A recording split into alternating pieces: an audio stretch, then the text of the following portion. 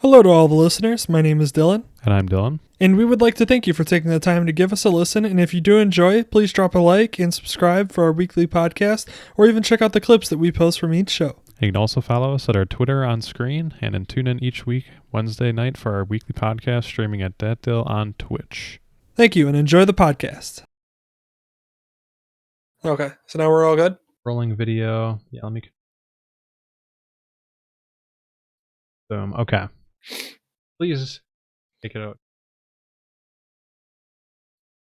Okay. All right, so essentially, what we've seen in these first few plays, that one, he just sailed that pass right over Beasley. By the way, did you hear about Beasley and the injury? I heard he played through a broken fibula. Yeah, that's wild. That's insane. Throwback to Cedric Benson, like hurting his hand or something like that as a running back, and just being like, "Nah, that's it, bro. I'm out." In the fucking Super Bowl. But anyways, let's not talk about that. Yeah. So, anyways, so this drive, what I thought was interesting is they were very hardcore committing to to stopping the run early. Because they were hoping that the Bills wouldn't, like, basically what they were trying to do this whole first drive was trying to get the Bills, like, to stop the Bills from being able to do play action. Because if you can't get the run going, you can't do play action. So that's why they're committing to the run heavy, because the Bills use a lot of play action. That's just Stephon Diggs making a good play. But the one thing I will say about this drive that was kind of annoying to me is they went really heavy on the passing plays towards the second half of this whole drive. And see right here, even that run play would have been 4-yard gain. It would have been the same as the pass. I don't understand why they got away from the run in this drive so quickly, and they just started going heavy pass. See, there's that play action I was telling you about. Yeah, Allen just makes a good play, but that run, I mean, would have still gotten a couple yards. Yeah, I don't understand exactly why they were. I mean, like, the Chiefs' front is good, but I didn't expect them to be like a shut down the run type of good. And that really, I don't know why they played into that the whole time, especially when Allen isn't like as bad or inaccurate as he was 2 years ago. Yeah, it just depends. Like, it's hard because the Bills have the pressure immediately on them that they have to score. Because Right. the Bills' defense is good, but it's the Chiefs. It's just this game is like the epitome of just watching Tyreek Hill just be this incredible man that just does ridiculous things with the ball. But yeah, I mean, it's like I said, my biggest thing is I just didn't understand why they went heavy pass where you barely saw any runs. And see, I mean, another play action, but when you're running play action doesn't mean anything if you're not running the ball. Yeah. See, they immediately, it's like they started out with what the idea of we're going to run the ball, and then immediately we're like, okay, we're going to run the ball to get play action going, and then immediately we're going to jump right into play action. And it's like, you have to actually run the ball successfully, consistently, in order for play action to begin working. So it's weird that they just went so heavy into play action right away. Yeah, I little miscommunication. See, again, here's another play. Yeah, that was an option throw, but Beasley just made a great defensive play. So there's a lot of confusion here, mass confusion. It was an RPO. He decides to pull the ball out and throw it, but it was again the wrong decision because they're not buying the play action at this point. That's why there was 2 guys already chasing Allen down. Right. So 4th and 3, they have to go for the field goal. And the Chiefs were getting great pressure on that drive too. But part of that was because they just weren't selling out for the play, or they weren't buying the play action. So they weren't really they were keying on Allen more than they were anybody else, because why would you key on the running back if they're not going to run the ball? Yeah. I mean, how did Devin Singletary is their main back for the year, and he had a pretty decent year overall, and still they weren't just buying the threat at all. Devin Singletary, Zach Moss, the rookie, they try to get some touches.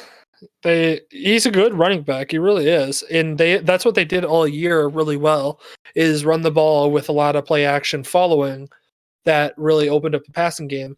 And then the other thing too is when you run the ball well, you get where, Allen is seeing one-on-ones a lot more. And when you have guys like Stephon Diggs and Beasley, who are great route runners, they take advantage of that.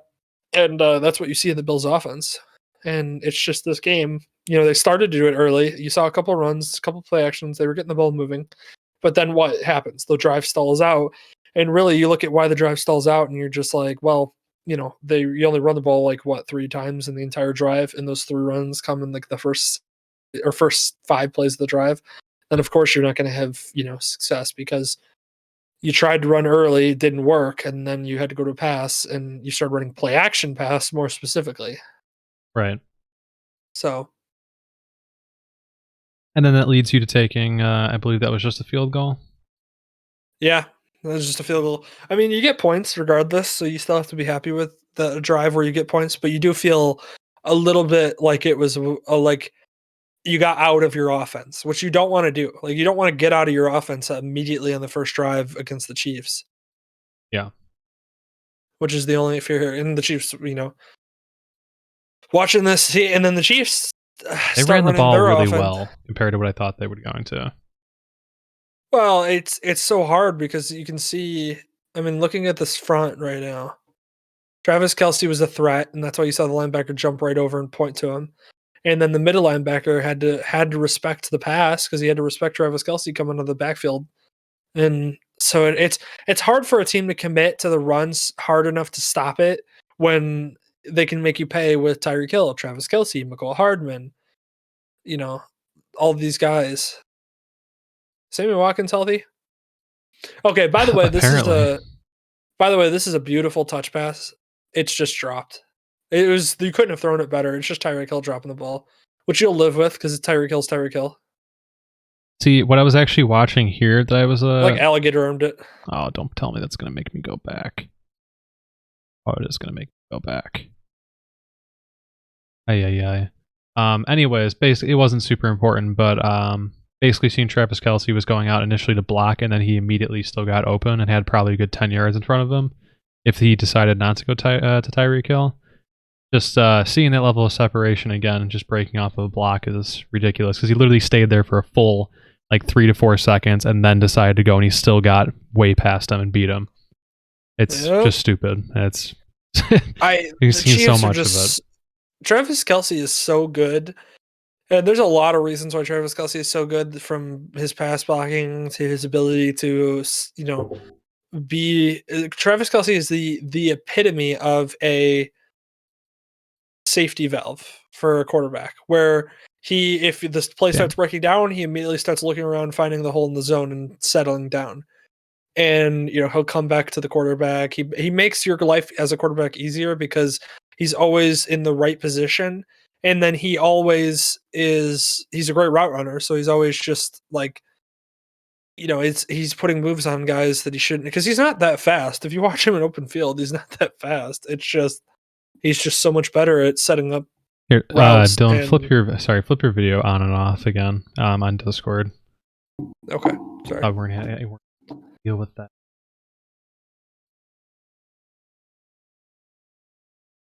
If it happens again, we just okay. That's fine. Okay. Chiefs, they're lucky that Tyreek Hill's dropped the ball. And that's the funny with the Chiefs. That's the funny part about this game with the Chiefs offense, is people don't realize how one-sided this game was. Because that play right there, Tyreek Hill dropped that pass. Tyreek Hill doesn't drop that pass, the drive continues, and they're at least getting a field goal. I mean, so this whole thing of when the Bills, which a little bit of spoiling, but if you haven't seen the game already, I don't know what to tell you. But they end up going up, I think 9-0 on the Chiefs to start the game, and everybody was like, "Oh, are the Chiefs starting to?" Are the Chiefs not as good, or are the Bills going to beat them? And it was like, no, the Chiefs just had one drive, and the one drive they had Tyreek Hill drop a pass that he shouldn't drop. So yeah, he basically was 1 or 2 explosive plays away from being out of the hands in the beginning. Yeah, it's really not. It's one of those where it's not his fault entirely. But no. See, this is where they actually end up returning to the run, but they just get stuffed immediately, and it pretty much sets them up for the game where they take too much into that. Mm-hmm. Yeah, just immediately stuffed. I think they had something ridiculous, like they only ended up running the ball, I think it was maybe 5 times in the first half, and then for the rest of the game it was probably about 5 or 6 times, maybe more. If even that. It was it was definitely one of those things where they got out of their offense too quickly. This is a huge loss. I don't know what Allen was doing here. I couldn't believe he just didn't like flick his wrist or something. Yeah, basically they're right there. They're incredibly lucky that what happens after this drive happened. Because again, the whole 9-0 thing was 9-0 was exaggerated because literally you're watching this drive, you tell me that that the Bills should have been up 9-0. Yeah. That was like similar to him in the playoff game last year, 2 years ago, however many years ago it was now, where he pretty much just tried to do too much and ended up almost fumbling out of bounds. But that one was just like you thought you would have learned, just flick the ball away. You're not going to get anything done with someone hanging off of you and then scrambling back for 20 yards. He's literally just had a hand on him the whole time. Yeah, like unless you're going to throw that away, I don't know what the heck he was doing. And then right here, they're trying to hurry up the offense. He's trying to get the snap off, and play is already not going well right there. He gets the yardage back basically that he lost in this little scramble, but yeah, all for naught. But then again, here we go. This is, like I said, this is exactly right here why there's no way that they should run up 9-0. It's just that they got extremely lucky in these first couple drives where the Chiefs drop that pass, and then this happens. Special teams, man.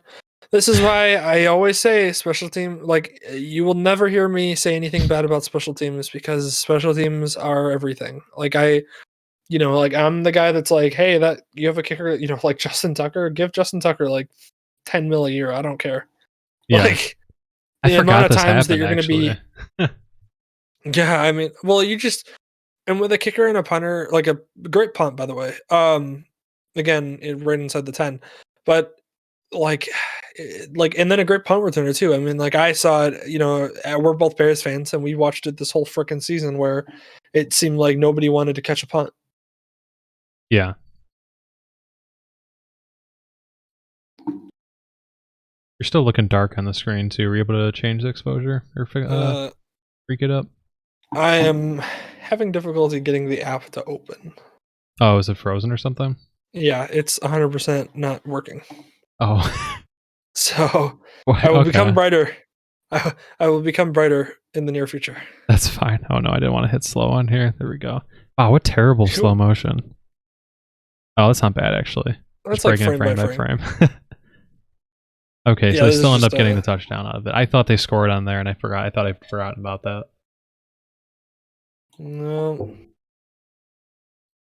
Okay, so they end up going point. Yep. Now we make that. Wait. What?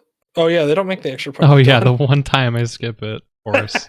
I was like, yeah, we don't need to see this here. Of course they make it. Extra point, that's routine. Classic. So they don't make the extra point.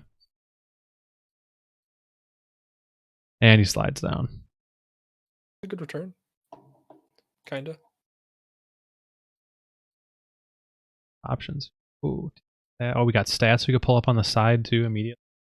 Oh wow, look at that. Oh, this is team stats of the entire game though. Yeah. Oh yeah, I guess it is for the entire. Yeah. Definitely. That's alright. You can go play by play. We don't need stats to tell us how this game went. Yeah, but we have access to literally every single play, and it's all annotated too. That's awesome. No good, hit upright. Okay. A little bit of options here for a free trial. Pass. Game Pass. #GamesFast. #ad. Okay, and still he somehow makes this here. It's Patrick Mahomes, and it's Travis Kelce. Yeah, that's. I still think Kelce's going to be the X factor compared to Hill in the Super Bowl because of that. Because you can get away with throwing right off of here. See, I like told that. you, safety valve. Watch. See, look at most guys as wide receivers. When your quarterback's running to the sideline, you're running to the sideline too. Travis Kelce makes this cutback right at the top there. You can see at the top of your screen. He makes this cutback going from the sideline back to the inside of the field and stops on a dime right there. And Mahomes and him are like in sync and are just like, yeah, let me throw this right here to you because I know you're going to be there. And it's just that's the relationship that they have. Yeah, let's see this. Let's see this from the top down. I just want to see this from the top down again because I know he breaks off at the perfect moment, of course. Coming up here, going all the way across the field, and then just breaking out to there. Yeah. Yep, that is just being a perfect safety valve. And still being able to get away with this throw in the first place, too. In the air, across the body. Even though there's a defender still right there. That's ridiculous. That bailed them out. Maybe a 2nd and 1. Still not a first down, but really close. Yep, that's right there is the Chiefs. It's funny because I wrote that on my notes here. I literally wrote 2 words to describe this drive, and I just wrote Chiefs rolling. Yeah. Because that's what it is. The whole drive is just the Chiefs being the Chiefs and just being like, we can run everything super well. We don't have, pick it up in chunks, even if we 3rd and 10 doesn't really matter. Here, Pringle. Oh, just right down to Kelce still. Just get another first down easily, even though there's 4 guys in the area. It's Travis Kelce. He's probably one of the greatest tight ends of all time. We're just watching it, and it just happens to be that he's paired with one of the greatest quarterbacks so far. And he just looks he doesn't look awkward. Like his movements are precise out there, but he doesn't look like No, he's not. He doesn't look like Gronk or something in his prime. He looks like he's lumbering out there, but he's still getting open and getting like 5 yards of separation from anyone at any point. Like, okay, even that, sir. Like that's he drops it, but still, normally that's like a normal 5-yard gain easily. Yeah, no, I listen. I don't understand. I don't understand how you could be that good in the game of football, but he is. And those damn so we don't have to understand. Yellow gloves they use, always looking like they're throwing flags out there. I hate that part. It always looks like that. If you see a flash or something, it looks like there's someone's throwing a flag.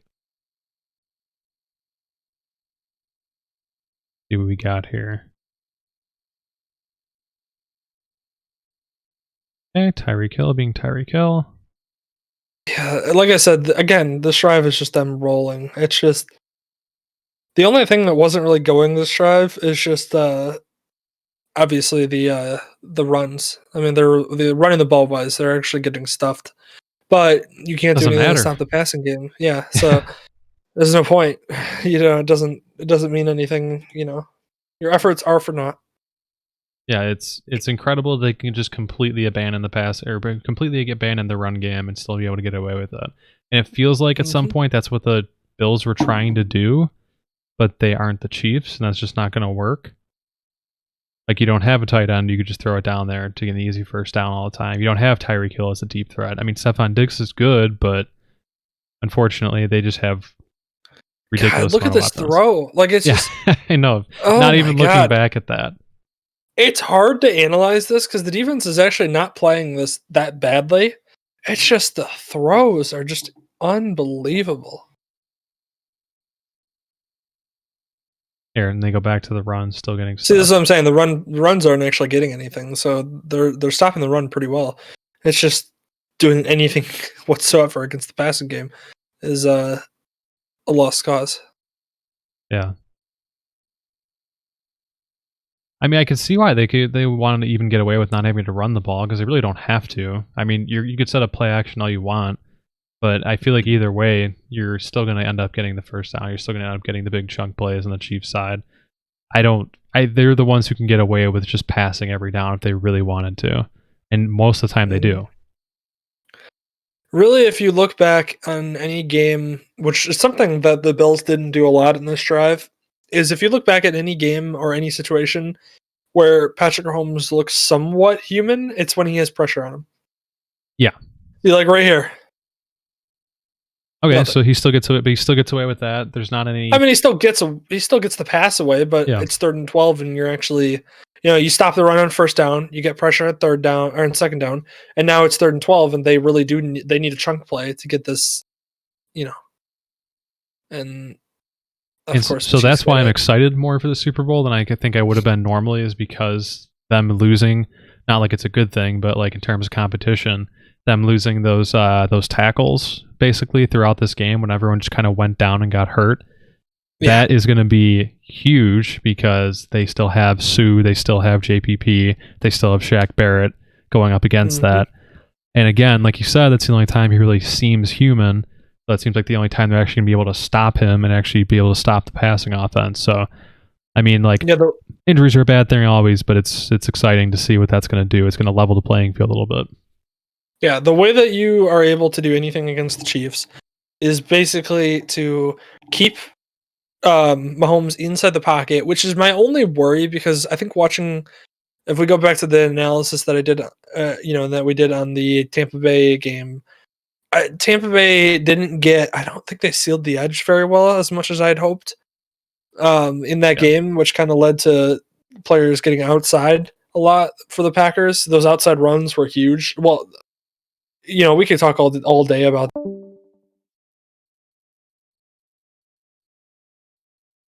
Quick pause.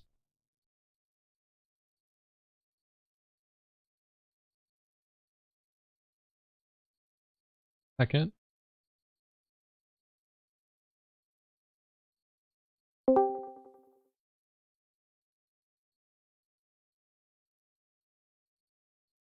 Hello? Yep, I can hear you. Okay.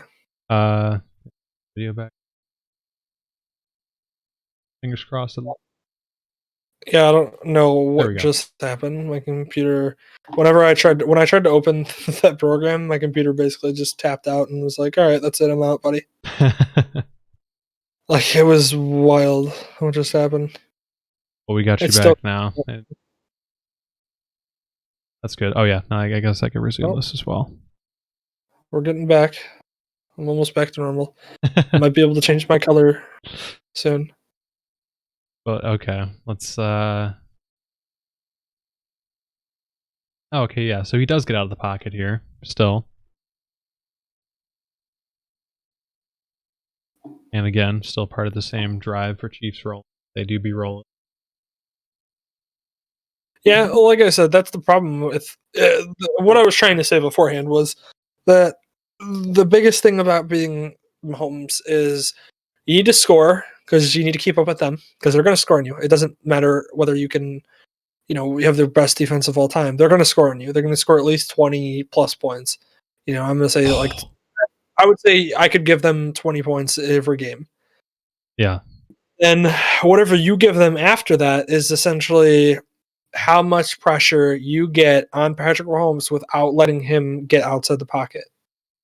If he has to step up in the pocket, see, and this is why I think they could have some success if they do end up getting the edge, because if they were able to get the edge with JPP and Shaq Barrett, then what you could see potentially is Sue and Vita Vea getting a lot of pressure up the middle, allowing for potentially sacks when he's stepping up in the pocket, or just in general pressure and making Mahomes make a throw that he doesn't want to make yet, or make him throw into a tight spot, or even just throwing the ball away or whatever. And the only bad part about that is that he can make those throws even if they are in a bad tight spot. Too, is then Mahomes' greatness can shine, unfortunately, potentially, and that could be the reason why you lose. But if that's the reason why you lose, I think you're okay. Yeah, absolutely. Any concerns about Butker? No. If we're in a close game, like I believe they're in the regular season match ended 27-24. No, pretty reliable, pretty good for him. Yeah, I don't foresee him being an issue. He misses a weird extra point here and there, and I know I said that just because he missed the one in this game, but I do know from their games that he's misses a couple of weird ones, but like I said, since they're scoring 20 plus points almost guaranteed, it's not a huge deal. Yeah, but he always seems like he's able to make it up somehow. Whether it be Like 50 plus yard goal. kicking a 50-yard plus field goal that like even when you stop the Chiefs and they have to kick a 56-yard field goal and then Bucker nails it, you're like, come on. You're like, yeah, give us something here. Like, this is why this game I was looking forward to it. I thought it was going to be this competitive throughout. We're only looking at 9-7. Bills were making things happen a little bit here and there, but mainly it was just going off the Chiefs making a couple of mistakes. Ugh. Well, and that's the only response to the Bills. That's the only reason why the Bills were in this game was because the Chiefs were making these mistakes. Yeah, and that's I think that's probably going to be going forward. And the reason why they're what is it? They are and obviously they lost the game this year, but they have some ridiculous record going over the past 2 years because I don't remember they went 14-2 last year, something like that. They're almost unbeatable, except for the Raiders for whatever reason. What's that? On my end. Yeah, I thought that was something. That was one of my AIs in my room just speaking up. Oh, it knows, it can hear. Yeah. Okay, so Allen gets the ball back. He almost throws a pick on one of these plays. I can't remember which one it is. We're in the second quarter, right? Yeah, it keeps on flashes every time, I guess, right? We're looking at. I guess this is why this is helpful. I think it's annoying and they flash it so much, but yeah, 9-7, second quarter. Okay, so this is the first. Okay. Oh yeah, Berlin makes an unbelievable dumb mistakes. Singletary drops a ball that he shouldn't have. What is this? Is so a fun unnecessary. Drive. I mean, did he not get flagged for that? Like finishing the tackle? Yeah, I thought so. Okay. He did, and it was really dumb because the tackle's over, you beat him. Yeah, it was super unnecessary. He was trying to like force a fumble or just break his back. Yeah, that's okay. So he hits the hole here. Well, it's also Berlin. No offense to him, is a bit of a. He's that type. Is what I mean to say. He's feisty. Well, you can say that and be nice. He's dumb. Dumb as a bag of rocks. He's feisty. I was gonna say more of like a kind of a dick. But okay, yeah. Corners you have to be, but there's like a level of like Jalen Ramsey. Typically, like he'll get into a fight here and there with a feisty receiver as well. But this is what I'm talking about. This right here was a drop that you can't have. You're playing against the Chiefs. You can't just drop the ball. Like you're wide open. You could probably go for the first down if you turned your head and barreled into the defender. There wasn't even any speed on that. Oh my god! He literally just gave that the flick of the wrist. You're not. There's no excuse for that. You just flat out dropped it. Yeah, I don't get that. I know he's not like pass catching back per se, but you're an NFL, you can catch a ball. Period. Yep. Oh god, almost another one of these too. Like just like the propensity to play hero ball here. I just this one's more forgivable than obviously going back for like a 30-yard scramble.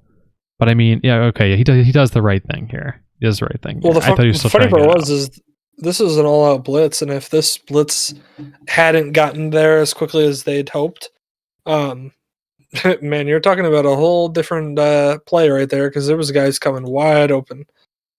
Yeah, let me see if I can actually get down to that. Quarter 2. Oh, okay, we've actually got plenty of time still here. They don't make it very easy to go back and forth between plays. That's the only problem that I don't like about this. No. They separate them by like video by video. Yeah, take what you can get. It's free for now. Exactly. 12:26. Tell me about the technicals of punting while I refill.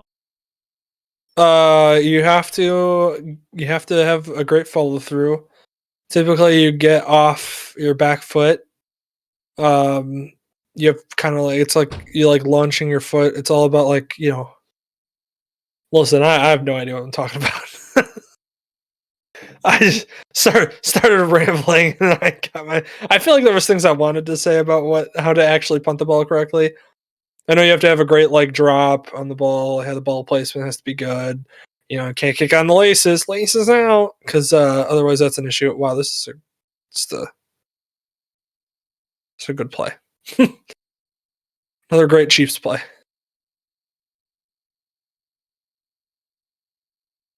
Yeah.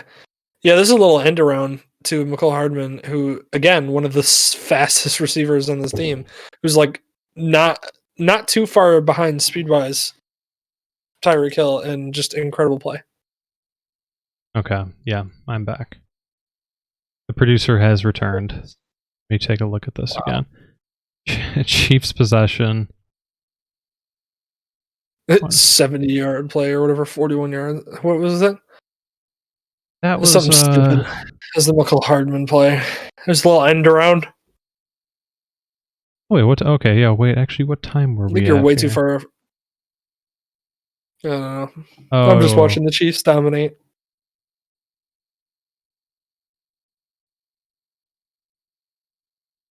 Tyreek Hill, Kelsey, Kaiser. I didn't mess up our continuity. This is just a good drive.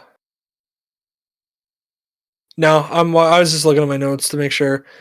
My notes are just so when I'm talking about the Chiefs in my notes, it's literally just we're watching Gods Among Men.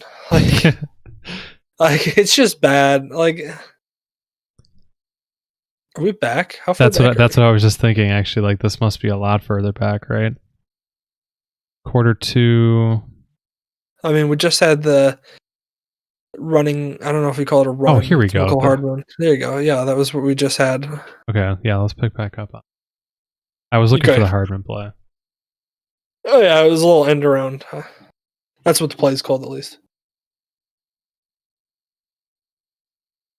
See, a little end. Well, yeah, it's an end around, and then he's just a wide open field. He's just those that big much men faster. blocking down the field. Yeah, those dudes. Shout out to those guys. They're really far out there. Mm-hmm. They went running. And I know that he's behind them by a good 15 yards, but look at them go. Immediately off the break. He's already calling out blocks. Yep. He's like, you get that guy, I got this guy. Look at them running down the line. They have speed. I know he's not a top speed here yet, but holy shit. Dude, everybody has speed on this team. Oh, yeah, your fucking linemen do? I mean, where's the limit at? Come on. They can't be going the same speed as a wide receiver as a deep threat. Listen, it's just... Oh, boy. From a team that's coached by Andy Reid, you would think speed would not be the primary objective here, but that's crazy. Listen. Andy Reid probably runs a 4:20-40, apparently. If it carries throughout everyone else here. Oh, Andy Reid, yeah, he's he secretly has one of the fastest 40s in the thing. Yeah, he's just an athlete. No, Andy Reid's just a offensive genius, and then when you hand an offensive genius, the fastest receiver, maybe in history, maybe one of the best tight ends in history, and then arguably becoming one of the greatest quarterbacks in history. And guess what? You get a team that looks like this, where they could just, all right, let's pitch it out to our, who is that? Williams? Which one of the running backs? There's 3 of them on the roster that could be potentially starters than anybody else. And one of them's a washed up Le'Veon Bell, but he's still there, so he's still pretty good.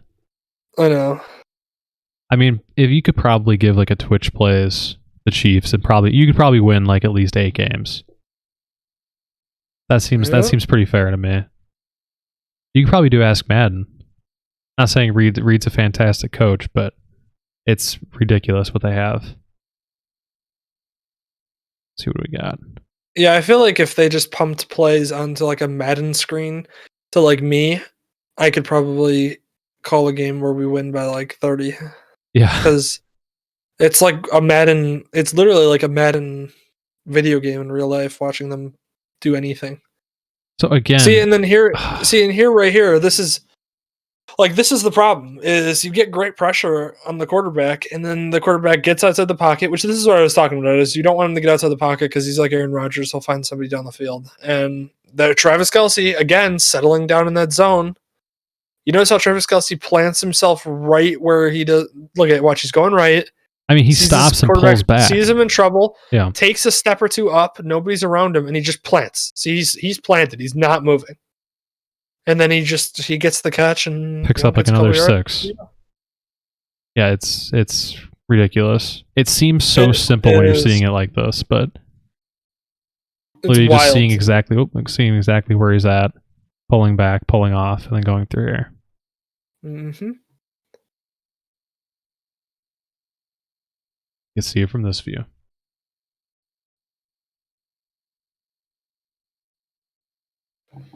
Still breaking outside of the pocket, and that makes it arguably worse. Boom, 6 yards. Move on.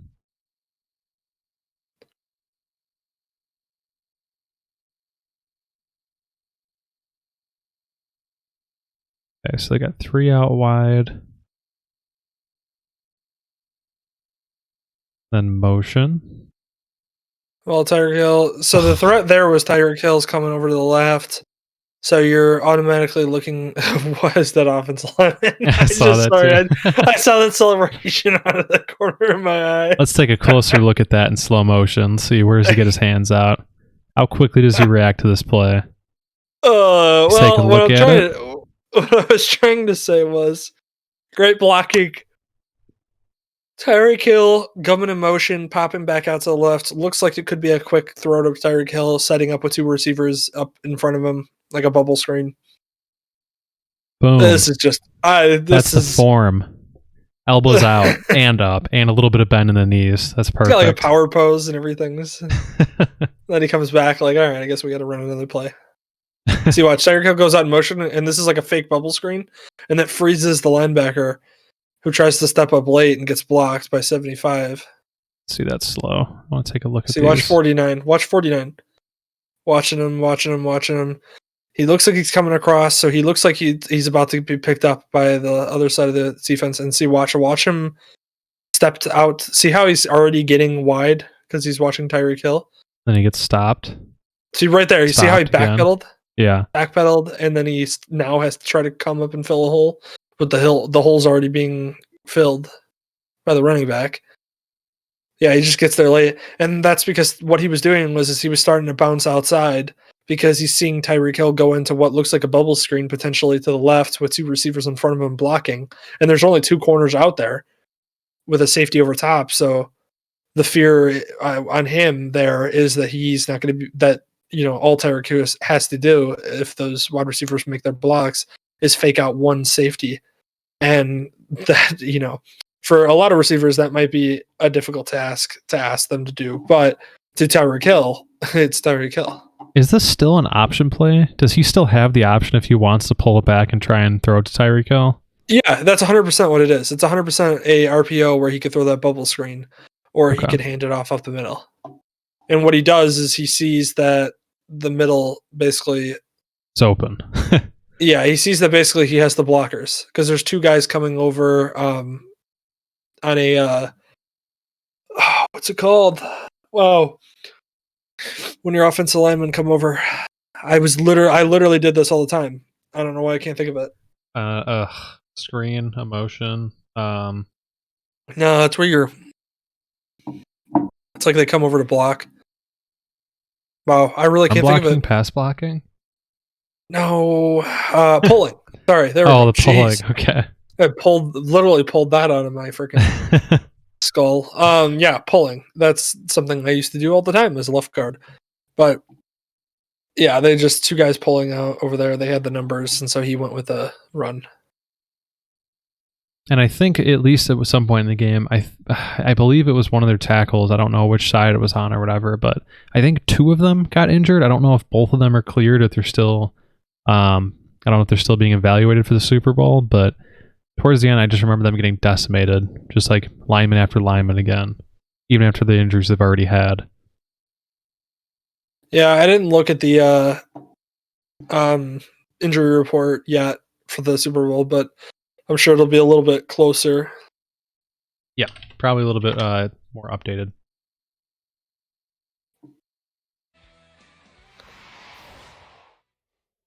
Welcome into our CBS Sports HQ studios here in Fort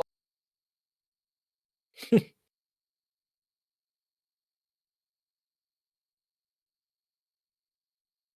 Yeah, no, just doesn't say anything more about linemen, I guess, on here. Eric Fisher, obviously. Yeah. Really gay. And not too much on there yet. No.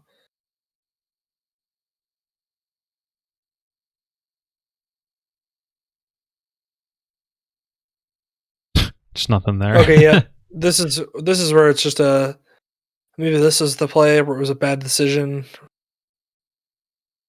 Let me see what he does here. He's eyeballing Diggs the entire time. Yeah, that was he does not take not Diggs, John Brown. He doesn't take his eyes off John Brown once in this, and like he looks to the left for initially, but he is just eyeing John Brown the entire play on that play. Yeah. The pitch outside, they get a couple. This was like actually like a successful run, like a good 6-7 yards there. Yeah. And you think like, oh, good run, okay, well now would be the great time to run a play action. But and he really didn't even have that much blocking there too. He just kind of had an open lane that he went into. well, he's a good running back, and that's what happens when you have a good running back. It's just that you have to give your running back the opportunity to do that, and they weren't this game, really. Yeah. Granted, I'm not going to like hammer the Bills that bad. The Bills are a good team, and they're a good up-and-coming team. And I'll kind of talk about, I have a couple notes at the end of this game where I basically, go, this is what I think they didn't do well, but... Right. And this is pretty much just an overthrow. Well, it's overthrow. It's also you're trusting Diggs. Diggs didn't get the separation you were hoping. Yeah,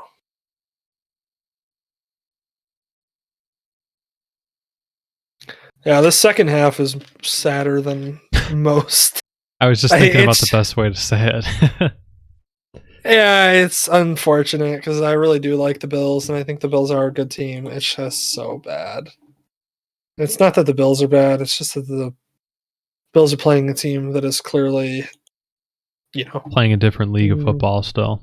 Yeah, playing. It's like, it's not to sound funny, but watching the Chiefs is like watching like Alabama play like Citadel or something, where I just or like where I'm just or like what is it? What's my favorite is when I see them against like Alabama State, and I'm like that come on. Yeah.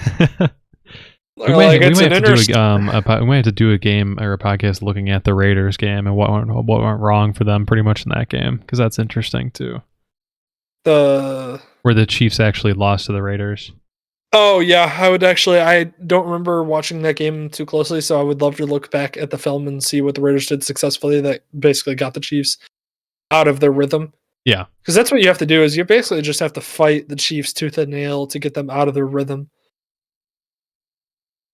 And then, like I said, you have to keep Mahomes in the pocket, get the edges, blitz him, put pressure on him, and hope that he just doesn't do Mahomes things. Pretty much hope and pray. That's what I was even thinking about. You're talking about the second half. Like, even at this point in the game, it seems like things kind of gassed down a little bit because there just wasn't. I mean, like, yeah, that's probably the best defensive play they could have, is him slipping and falling and still not being able to pick up extra yards. Because yes, it's 14-9 here, but I feel like if you don't have a 20-point lead in the Chiefs, then you're not really feeling like you're ahead. The problem with the Chiefs and the problem with this game is that, like, right there. Okay, so the Bills get a great stuff on the run there. So, it's 1st and 10. The Chiefs only get like 2 yards on this run. So you stuff the run, so that's good. They're not running the ball successfully on you. That's one thing to hang your head on, because you go, okay, we don't have to really worry about the run too much because we could just worry about the pass. Right. But then the problem is that you just run into this where, like, this whole drive, Mahomes is just He's just ridiculous. And you don't even need to rely on your line here if you're going to keep on bouncing outside of the pocket, too. Like, obviously, the line is important here, but he immediately just jumps out of the pocket and still picks up easy yards. You're letting him What go. you do He's with got the this, time. what you do with this right here is when you roll out to the right, it's like the Cam Newton offense that everybody said you had to run with Cam Newton, where he rolls out to one side and he doesn't have 50 million receivers to read. He only has, the receivers on his side of the field. But of course, with Mahomes, and this is how much trust they have in Mahomes. All of the wide receivers developing routes are 30 yards down the field on the left side of the field. Like typically the reason why you do this where you roll out to the right is because you're trying to isolate one or two defenders, where you're going, okay, we're going to look at Kelsey's route and we're going to look at, I forget who's underneath there, 48 or whatever. It's like a fullback, or backup tight end. What you're trying to do in this type of offense is isolate those two guys down there and say, okay, all I have to do is make a read where I go, do I see that guy, that corner come down? Yes. Okay, I throw to that guy. But the funny part with Mahomes is just like he could make those throws across his body 45 yards down the field. It's not impossible for him to actually be throwing out here. Like that's a possibility that's on the field. That's what I'm saying. So it's sad because there's like those two guys running routes down the field. Typically, you don't have to worry about them, but there's a safety running down the field, shadowing those two guys because he has to. Yeah, exactly. I mean, so when you're talking about splitting the field in the Cam Newton offense, this is also what usually they were trying to run with like Trubisky, like trying to be able to split the field into sides. You're basically trying to say like, okay, we know that you're better at throwing, and you're not as good at throwing in the pocket as you are throwing on the move.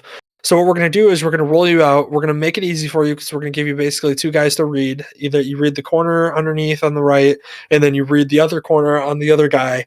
And then the other two wide receivers are basically running routes that are just taking away defenders. So they're taking away the safety over top and those two corners, and they're taking them out of the play. So now all you have to do, that was a hold, by the way, on whoever was covering Kelsey. I think Tre'Davious White actually got away with one there, but because Kelsey tries to make his break back, and you'll see Tre'Davious White holds on him right there. See, and you know what? He still got open. He still got open, and was still a possibility. And that's probably why Mahomes flinched for a second there, because he thought Kelsey was going to come open. And I bet you he was trying to make that throw to Kelsey, and he saw that basically he got held, which didn't get called. Right. Which that's the funny part again, is right there you actually stop them on a play, or at least you think you stop them, but if a referee's actually paying attention, it's a hold. It's an easy gain, probably side for even further. Yeah. Well.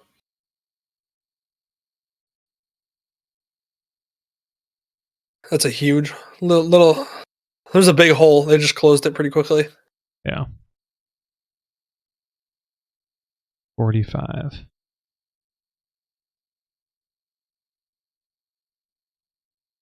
See if we got anything entertaining here. It's unfortunate because I don't want to say that it's not entertaining, but well, it is. You actually get pressure, but then Patrick Mahomes beats you because Patrick Mahomes is Patrick Mahomes.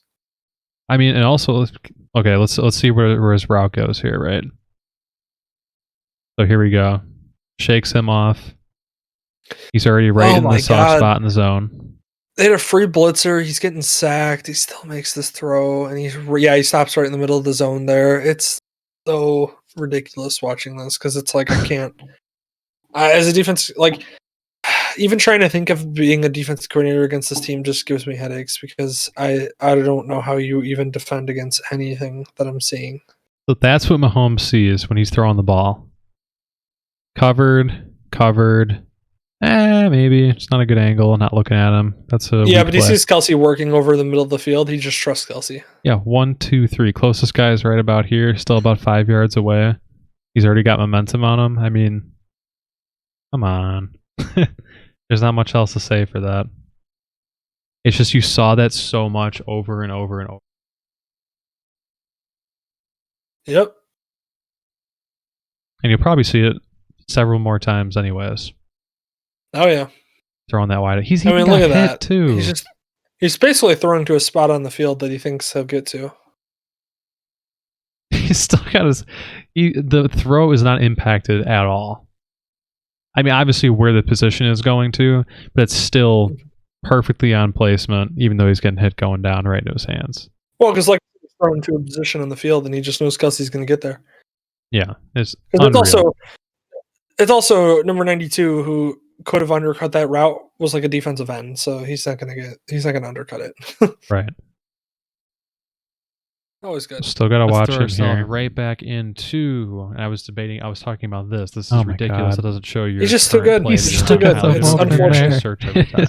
It's nothing if not unfortunate. The opportunities and like where things came up to be so close. Yeah, but still being gone. Like I thought initially because it's grainy footage, because it's just whatever. The Bills. I give you a recap of the final drive of the first half. Memory. I mean, you have a chance right there. Miss. Still got one more block in front of him. Still another chance. Actually ran the ball pretty well. Oh, you're gonna get another shot at him still. Though, ball's already out. With a great stand at the goal line with the sack by Hutchins. Right in the zone. And then gone. Basically 30 yards at least. Good pressure leads to a Bills field goal, and now we're in the second half. And I don't know if you saw, but me breaking down exactly what happened on the almost touchdown to Travis Kelce and the really good pick play by Tyreek Hill. Yeah, just disappointing. Because at first glance, you're like, for a second. How the hell do you completely leave this guy open? But he got picked, and he got picked hard. Yeah, that happens in the NFL. I generally hate the pick play. I absolutely hate the pick play, and whenever it's used, I hated it when I saw it in the national championship, and I was rooting for Clemson and Deshaun Watson. Yeah, I think he just got a momentary. But I absolutely hated watching, the pick play basically sealed the deal for Clemson, and they won that championship. But as I was saying, going through former Houston Texans, me not even being a Bills fan, it just hurts seeing all the opportunities and how close. Soon to be former, no, I think Deshaun Watson. I don't think anything's going to happen with him for a while. I think it'd be so boring. I hope not. Well, you know who I saw in. I'll be able to come back in a second. Actually, in play right now for there trades. You go. He still takes a sack. Boom. David Carr. 30 yards. Derek Carr. Yeah, whichever brother's playing. Yeah. I want to see this. No, that would be great. He could throw the ball. He would probably instantly become top quarterback ever in Bears history. Because the bar is so low. Of all people that get that's a Bears fan right there. It's just like, he can throw the ball. We'll take him. I just don't understand how quarterbacks who aren't coming here don't understand. Literally, you could walk into here, and if you have like more than 5 brain cells and you're competent enough to win a couple of games, you're instantly like, boom, you're elevated. Everything's there. Give that a pause. Oh, 100%. I think if it's such an attractive option. Back. If the problem with it being attractive now is now we're saddled with a lot of money and an aging defense and a wide receiver that we apparently have pissed off because why? Of course we have. With an organization that's a bit dysfunctional. Bit or Ben? Well, I was putting it lightly. I was trying to be nice. Yeah. Very fucking dysfunctional. How about that? That's more accurate. But the thing that actually makes me happier about that is if there's a silver lining in what's going on right now, is that they are so desperate. I feel it's impossible they won't make a move, whether it's going to be smart or not long term. In terms of excitement and short term, just like wanting to see something happen. I can all but guarantee that because they are absolutely ridiculous. And I like that because that's exciting for me, at least for this year. Oh, I would absolutely love to see us actually make a move for a quarterback. If we got Deshaun Watson, it would be the best you could do. It'd be on a Game Pass website. Better than even how I felt about the Khalil Mack trade when I woke up on that day. 360p. I still remember waking up on that day, seeing the Khalil Mack trade went through, and then thinking to myself as a Bears fan, going, but still, if you actually want to be there's reviewing this, there's no way that we actually traded for somebody. 540p? Seriously? And somebody like that. Everyone steals and what was it, a week before? It was 10 days before the season started? Just bad customer service. Yeah, something absurd like that. You get like the, best player in the country, or the entire NFL, And I remember them talking about that too. They're like, okay, so what is he going to be able to do? He's like, he hasn't been at training camp, whatever. Are they just going to basically line him up and just nobody picks him up at all? What are they going to do until it's too late? And then he has one of the only the safety all the way back. Didn't he have like one of the only 2 games in history where a guy has had a sack or force a sack, a fumble, I don't know. an interception. How do you not account and a tackle for loss or something like that?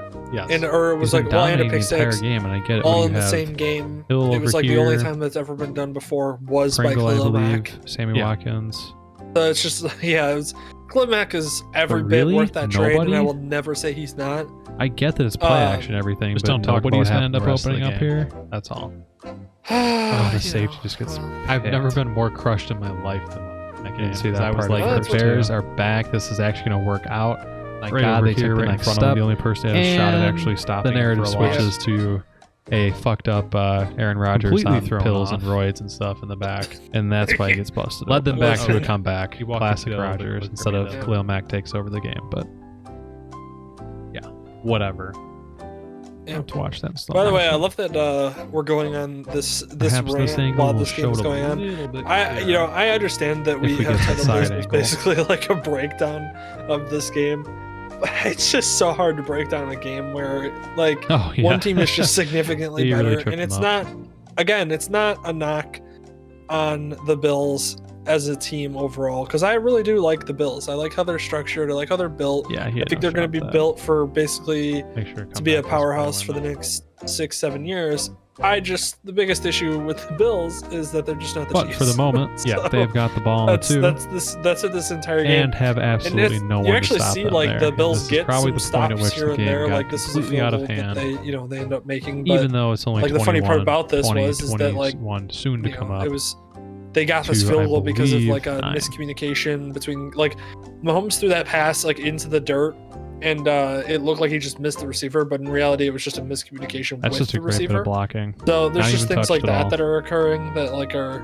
But I mean the game's already 24-12, and just looking at my notes, it doesn't get any better. Yeah.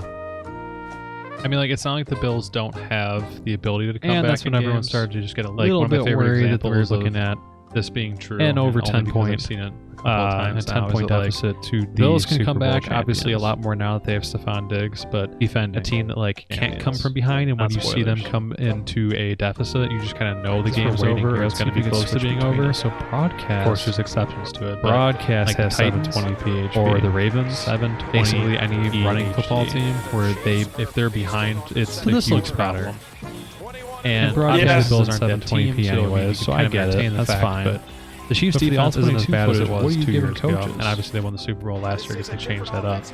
But they condensed to 720. They're not a joke either. Good. So they're not all of a sudden going to just give a massive comeback easily. I just don't know why you're not seeing that. And what I think I don't like about game plans really.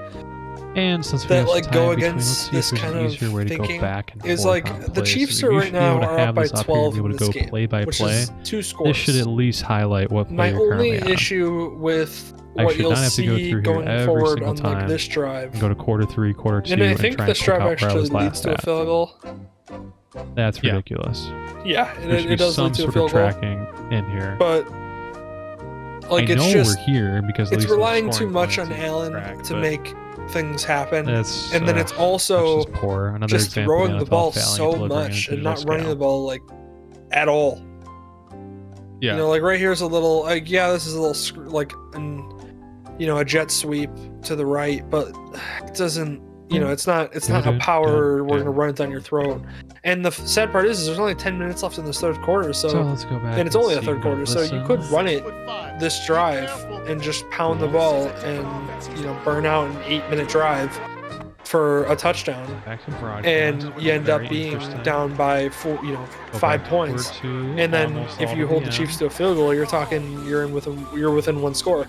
So I don't understand why teams suddenly get very pass happy when they're playing like when you're playing against the Chiefs, for example, in this type of offensive set. And I'd have to watch more Bills games to see how because typically what I've thought the Bills is, I've always thought of the Bills watching them play this year at least, that they're a run first, then build to a play action pass. But this seemed like they just went very heavy on the pass, and it worked in some instances. Like right here, you're actually seeing a positive play made by Beasley. Beasley just being a great route runner and then getting yards after the catch.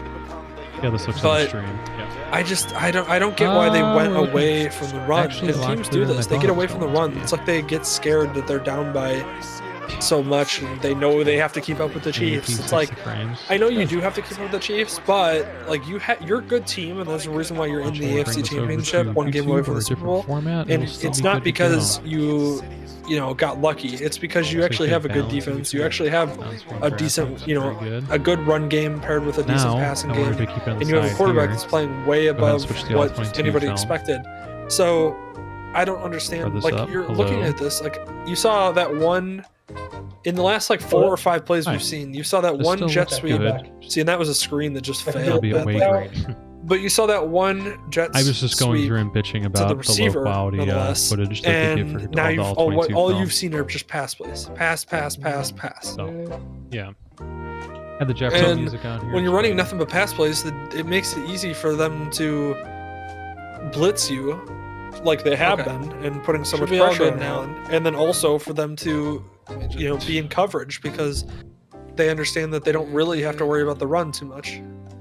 And that's the thing with the two. Like you pointed out, and I was going to say that too. Is that, like, I think we are all good. They got panicked. They got scared. I guess whatever we want to say with it, but just get a little bit of a crap. Like, when you do that, and you do commit to strictly only a pass game too. And you get that computer. Yes, you're going to pick up more chunk plays. You're trying to pick up and save time. But like, it seems like the other side they don't seem to remember is that however much time you're keeping on. This is that was close to. However much time you're going to stay on the field and running the ball is more time you're going to take out of having the Chiefs having the ball or Patrick Mahomes having the ball. And that's what that's what I don't get too, because if you go all pass happy and stuff, yes, you're trying to keep up with the Chiefs and run up the score and hopefully be able to catch up with them. But if you don't and you fail, which is it's pretty likely if you're back into it passing, just because the defense knows exactly what's coming. That's just more time for the Chiefs to score. It's more time for them to run the ball and do whatever they want with the ball because they're already up, and they're going to have to play catch up, and you're not going to do that. So yeah, I think it is a fallacy like that. Well, and here's the thing too, which I'll go into a little bit more too. But one of the biggest things that I think I've realized in this game, or I've noticed in this game, is that I don't think the Bills have enough skilled weapons, because they have like John Brown, who's a deep threat. They have, and you see John Brown right there. They have Beasley, who's a good slot. They have Diggs, but I feel like they're missing a solid tight end, and that's nothing against Croft. Yeah, I didn't know his name. That's the part of it too. I didn't even know who the tight end was. He's on a big part of their game. I think it's Tyler Croft. But they're just missing a good tight end, I think, where Allen, when these plays break down, he can hit him. And because you see that often with Mahomes, you see him hitting Kelsey. And when you have a tight end so good like that, I mean, it's the same thing with that magical run that the Eagles went on with Nick Foles winning the Super Bowl. Is who was Nick Foles throwing to in emergencies? Well, he was throwing it to Zach Ertz, who was playing on top of his game. Yep. Who do you see Jimmy Garoppolo throwing to when he gets in trouble? Well, it's George Kittle. Any quarterback that's in the 49ers. So the Bills' next move, obviously that's a pretty big important one. Are they going out to try and draft a tight end? Is that their number one priority going into the season? Is it cornerbacks to try and compete with the Chiefs and shut down the pass game? Like, where do their priorities lie? So their secondary, I don't have that big of an issue with. Poyer, I think is his name. Poyer. Yeah. Poyer is a good safety. Micah Hyde's a good safety. Tre'Davious White's one of the best corners in football. Maybe get a little bit of a better corner to go next to him. But I think really what you're trying to stress is maybe even get a number 2 wide receiver that's better. And then maybe even, so I think what the Bills really should worry about is, especially if you're going to correct it in the draft as well as in free agency, they need to get a viable deep threat receiver. One who, John Brown is a little too unreliable for me to be a guy that takes the top off a defense like they need. Yeah. And then I think you need to get a good tight end. I think you need to, whether it be a high draft pick or you sign a guy in free agency. I don't know what the free agency pool will look like this year for tight ends, but you need a solid tight end that will be a safety valve for Allen when he's breaking, because Allen's a playmaker. He has a lot of the playmaking capabilities that you'll see in this game with Mahomes. It's just that he doesn't have the ability to make use to them because he's throwing to guys that are not Tyreek Hill, Travis Kelce, Michael Hardman, all these guys, Sammy Watkins when he's healthy, Tom, Anthony or Thomas, I think it is when he's healthy too. So that's how, that's all the Chiefs' weapons, and then they add Clyde Edwards-Helaire, and all this. Like, offensive line, I think they definitely need to improve on the offensive line. I think they need a guard. I think realistically the Bills need a good offensive guard. I think they need a better deep threat wide receiver. They need a good tight end to be a safety valve. And I think you could address tight end in the draft if you drafted high. Because there's a couple good tight ends this year who I think would be fun. Like, I think I don't know how well they're not going to have a high enough draft pick to get Kyle Pitts, who's my favorite tight end coming into the draft. But they could get like I can't pronounce his name, but he's from, I think it's the one from Penn State. It's either Penn State or Iowa. I can't remember which school he's from, but he's really good. And then there's another tight end from Miami, Brevin Jordan, who I think would be fun. I think Brevin Jordan would be a great pick for the Bills in like the second round. Yeah. Oh my God. Yeah, this is Tyreek Hill just being unbelievably. Tyreek Hill is just he's the most elusive player in the NFL, and it's not even close. Just watching this play. And this is, unfortunately, the dagger in the third quarter. Well, this is the type of thing that you can't have. Yeah. This is the type of play you can't have. Like, when you're playing against the Chiefs, you can't give up these plays where Tyreek Hill beats you on what is a short pass essentially for 70 yards or whatever the hell he turns it into. Like, this is a slant play that he turns into basically just cutting it fakes back. Fakes out that defender, then starts to get outside, cuts it back again. He like in like 4 steps, he cut it back. Play should be over right here. Play should be over. But I mean, in like 4 steps before this, he made a cutback, realized the cutback wasn't going to work, tried to go back outside, then realized the cutback was there, went back to the cutback, saw a defender coming across his field, went underneath him while there was a guy still there. He just beat him. And then just a foot race where that guy slows him down enough to where the corner finally, who's taken a good angle, finally gets in front of him. But my God, it's just so elusive. It's just watching this in real time is just wild. I can't, like, look at this. This is a great angle. Cut back, yep. I see that guy underneath him. Okay, gonna go around, gonna go to the outside, dodge that guy real quick, and I guess I'm running into these 2 guys. I guess I'll get tackled. I just felt that one in my soul, like not even being a Bills fan, but seeing this happen, and then boom, they're already scoring again. Yeah, it's ridiculous. It's ridiculous, and this is a little shovel pass, I think, to Kelce. I think this is. It was either this one or there. No, I think that one was earlier in the game. I know which play you're talking about. I loved that play. They always point that out like it's a big thing, and it is kind of cool to see. But I love those plays for whatever reason. Good shovel play. No, I think this is the shovel pass. Oh, still coming up here? So they tried it again because they did it earlier. Yeah, my notes say Hill is ridiculous. And then White has to be more disciplined. And then shovel pass to Kelce.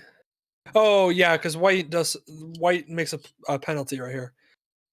And it's because he holds, I'm pretty sure, in Kelce. And that's why I said White needs to be more disciplined here, because he does something really stupid, where he commits a penalty in the red zone where you can't do that. Oh, shit. And I'm pretty sure it's a holding penalty. Number 27. Yeah, it's on Kelce. I think Kelce made a cutback. Oh, he pointed right at him. Kelce was trying to pull. Oh my God. He was trying to pick up the flag and literally shove it in his face. That's hilarious. He's feisty, that's for sure. Yep.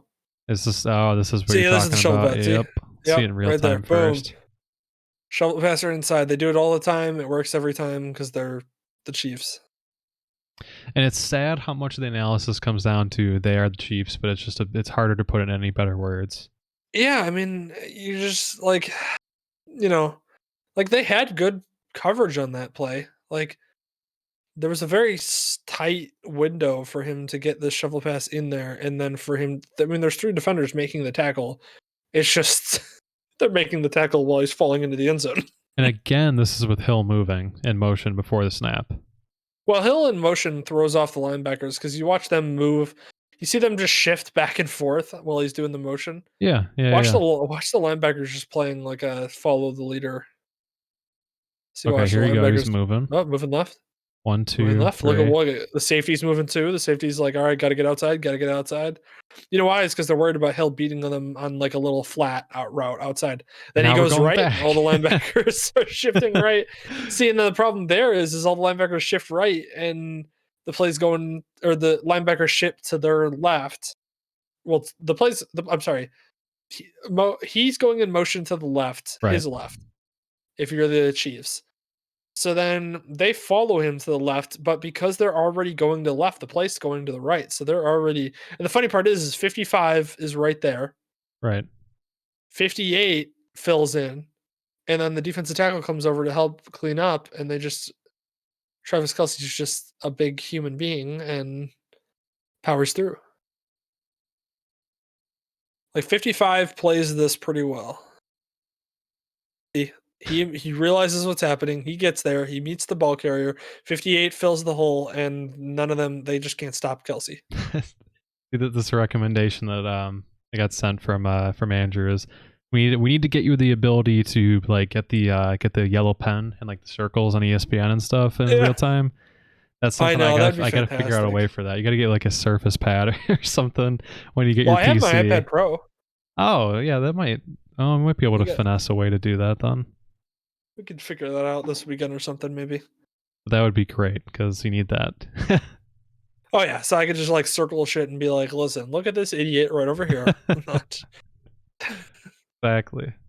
Watch how good Mahomes is. Watch him just. All right, it's 30. It's Watch 30 where Mahomes is good. Like you can see it here, you can see it here, you can see it here. Look at that. I thought that got paused for a second. This next drive for the Bills is disappointing. Disappointing. It's just so bad. Just looking at my notes, it's like disappointing. Team viewer with a whiteboard. That might actually work. Huh, might not be that hard. Interesting. Doing that. We'll have to experiment with that.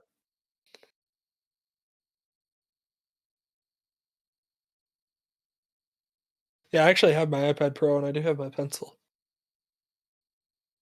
Like the Apple Pencil that goes with it. Yeah, maybe in that case we'd have you stream it and have you on the game, and then I'd be able to take your feed. I don't know. There's ways. I know there's a way. We could play around with it. Yeah, once again, the conversation strays away from the game because it strays away from the game because there's this, like, if you listen to our breakdown of the Tampa Bay game against the Packers, that is like a full 2.5 hours of us actually going through every single play and being like, listen, this is what this DB did. This is why this linebacker did this. This is why this play worked and this play didn't. But like this game is just like, all right, let's watch the Bills try and watch the Chiefs do. Like, I mean, even here, like I know we're not going through every play, but like even here, looking at the defense is kind of interesting too. Because immediately, boom, 49's coming out here. He's already got the deep he's got him underneath. He misses him underneath. He misses the guy wide open underneath. He comes across his face. He doesn't even like react. You can see the running back coming out of the backfield. Watch the running back. Oh yeah. Watch him just come out. Watch him just wide freaking open. Nothing. But nothing else downfield. I like. And then is this a comeback? Why did they stop on their routes up here? Let me see. I don't know what that receiver's doing actually. I mean, that's Diggs, right? 14. Yeah, which is unfortunately that's what Diggs does. Because at the top of the at the top, it looks like the guy's. It might have I think that play call was literally just going to the running back. Yeah. I don't think that was going to the receivers outside because neither of the receivers outside actually tried to beat their guy. Right.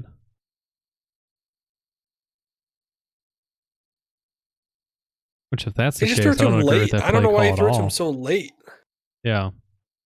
Like, if the receivers outside weren't really running their routes, I don't know what he was looking at that took him so long to throw it to the running back. Because if he hit that running back as soon as he came out of the backfield, that's a lot bigger of a play, or at least it has a higher potential than what you saw on the field. Yeah, this is just Oh my dumb. God. This is just one of those where you're trying to make a play happen. You know, you throw to Diggs because he's your guy, and let's see what he's seeing right here. Oh, he thinks Diggs got a step on him. Yeah, I think Allen just didn't realize the safety was there. Okay, so he thinks he has I a think step he on thought. him. I don't think he thought. He still had an Yeah, that arm on him. corner. I don't know if it's Diggs' speed or he just didn't commit, but if Diggs would have kept running hard, he probably would have gotten open, and Allen could have maybe thrown it over top. It would have been a hard throw and a hard catch to begin with, and I think that's what Allen was trying to do. But Yeah. Diggs just wasn't getting separation. It's like he let the corner catch back up. But And just friendly reminder, I'm sure you'll see losing my mind. Guy who broke his fibula. Beasley. Beasley. Yes, Beasley. Friendly reminder when you see Beasley moving around in the field here. Broken fibula, but still moving and actually breaking open on his routes. Yeah, I don't know what kind of drugs that guy's on. Were They hit him drug up with the testing this same Aaron season? Rodgers stuff. Nah. I say, he had to You don't have he had to COVID, you can play on the field. You could whatever you want. Boom. he had to have pulled the Percy Harvin. Yeah. It's just high as hell out there, like running around. I mean, he probably doesn't even know what team he's playing for, but he's like, I'm getting open. Either way. You just run out there, try and break open. Josh, I was there, and then I ran, and you didn't see me. You're like, Josh no, is like, Beasley, okay? we're on the defense is on the field right now. It's like he's fine. Oh God. Again, I'm sorry if there's Bills fans watching. I apologize. We're really not trying to make fun of your team that much. I love the Bills, and I was hardcore rooting for the Bills to win. Me too. I was rooting for the Bills to win, and then I was hoping that they'd go on and win the Super Bowl. But here we are. Yeah, I mean, exactly. That's the same thing too. I don't know. We could talk about that at the end too, but I still am so in between who I actually like. Even the past playoff games, I haven't wanted a team to win particularly until I guess the game was over and I thought about the implications. But I don't know. I just wanted to see a competitive game the whole way through. But in this game in particular, yes, I was hardcore rooting for the Bills. I did not want to see. I wanted to see something that wasn't this game because I think we all saw that again sacked. I didn't want to see this happen because it's boring and it was expected. Obviously. Well, I going into this game, I felt like the Bills had a lot of momentum, and I felt like the Bills were that team. Typically when you're watching sports, if you're a sports fan and you're watching, you're following the teams, there's a lot of times where a team feels like it is like it's like magic almost, where you're like, this team has it, like they're gonna make it, they're gonna win. Whereas that's how I felt with the Bills this year, but then unfortunately they just ran into the Chiefs, and the Chiefs are just the Chiefs. It's so hard to make an analysis of what the Chiefs do because it's just what am I supposed to say? Like, what am I supposed to say about the Chiefs? Oh, Tyreek Hill's fast. Like, you knew that. Like, what am I really breaking down? Like, you saw that play with Tyreek Hill where he ran for 65 yards. Yeah, well, he's the only human being on the planet that can do that. So what am I supposed to say? Like, wow, he really ran super fast in between that defender and the other defender. It's the same issue you run into with like why I'm not a huge fan of like Superman and like Superman movies and comics and everything. Oh yeah, is because it's just the conflict feels artificial and it feels like it's forced in there. And this team and this person is just going to dominate whatever they're trying to do if they really were trying. And that's just never been interesting. You know what you're getting. You know what you're getting into. Yeah, in last year's Super Bowl, the Chiefs actually had to come back to win that game. And it's because the 49ers did a really fantastic job of, I mean, they were also playing like they were having a magical year where, they were running the ball down people's throats. They had 3 or 4 running backs. They were Jimmy Garoppolo was making the throws that he needed to make. Their defense was playing well. Richard Sherman was playing on like old Richard Sherman. They just had a really good team. It's just that they ran into the Chiefs, unfortunately, and the Chiefs just got the better of them and, ended up making that comeback win. But this year just feels like I'm not very confident in the Super Bowl and how this is going to go. I really think that honestly the Super Bowl is going to go a lot worse than people think. Like I feel like it's not going to be as competitive come second half. Yeah, I don't want that to be true. I feel like each side has their benefits and their their counters and everything, but I could tell you I really don't want to see that. I mean, both sides, both offenses have the ability to come back and make huge comebacks and everything. So I mean, you got that going for it. But at the same time, if either one of the teams gets hot, it's more than likely going to be the Chiefs. It probably would be the Chiefs. I don't see there being a huge 15 20 point swing or anything. It's just not possible with the defenses that they have right now. I agree. I just want to see it kept close. No one wants to see a blowout Super Bowl. Super Bowl 48 was one of the worst Super Bowls ever. I don't think it's going to get to that level because the differences in the teams aren't that great, I guess. That might even be a hot take, but no, I think that this game is going to be one of those games where the Chiefs win this game like 32 to like 24 or something like boom, that, or like pick. 20. I gotta boom. That's the pick. You gotta put that up on the side now. That's your call for the Super Bowl. No, we'll get there when we go through the Super Bowl bets here shortly. But I think that unfortunately the Super Bowl is going to be. I think what you'll see is the second half. When we get to the second half, I bet you it's going to be like 21-14 or 21-17, and you're going to be like, "Wow, this is a good Super Bowl game. They're really close. I feel like Tampa Bay could have a chance." And then I think what's going to happen is especially if the Chiefs receive the ball in the second half, you're going to see the Chiefs come out, score, and it's going to be 24, or it's going to be 27-17, and then Tampa Bay is going to do nothing. Chiefs are going to go down and get a field goal, and it's going to be 30-17, and you're going to slowly start to feel like, uh-oh, like this is not looking good for the the Bucs. Right. So, yeah. Yes, yeah. I don't know about 32. That seems a little too odd of a number. Maybe 31, because that would be like 28 points and a field goal. I got you a Super Bowl call, 34-22. That's what I got up on the screen. 34-22. I thought it was you mean 32-24? Okay, 32-20. I want to say it's going to be 31-24. All right. Beat him by at least a touchdown.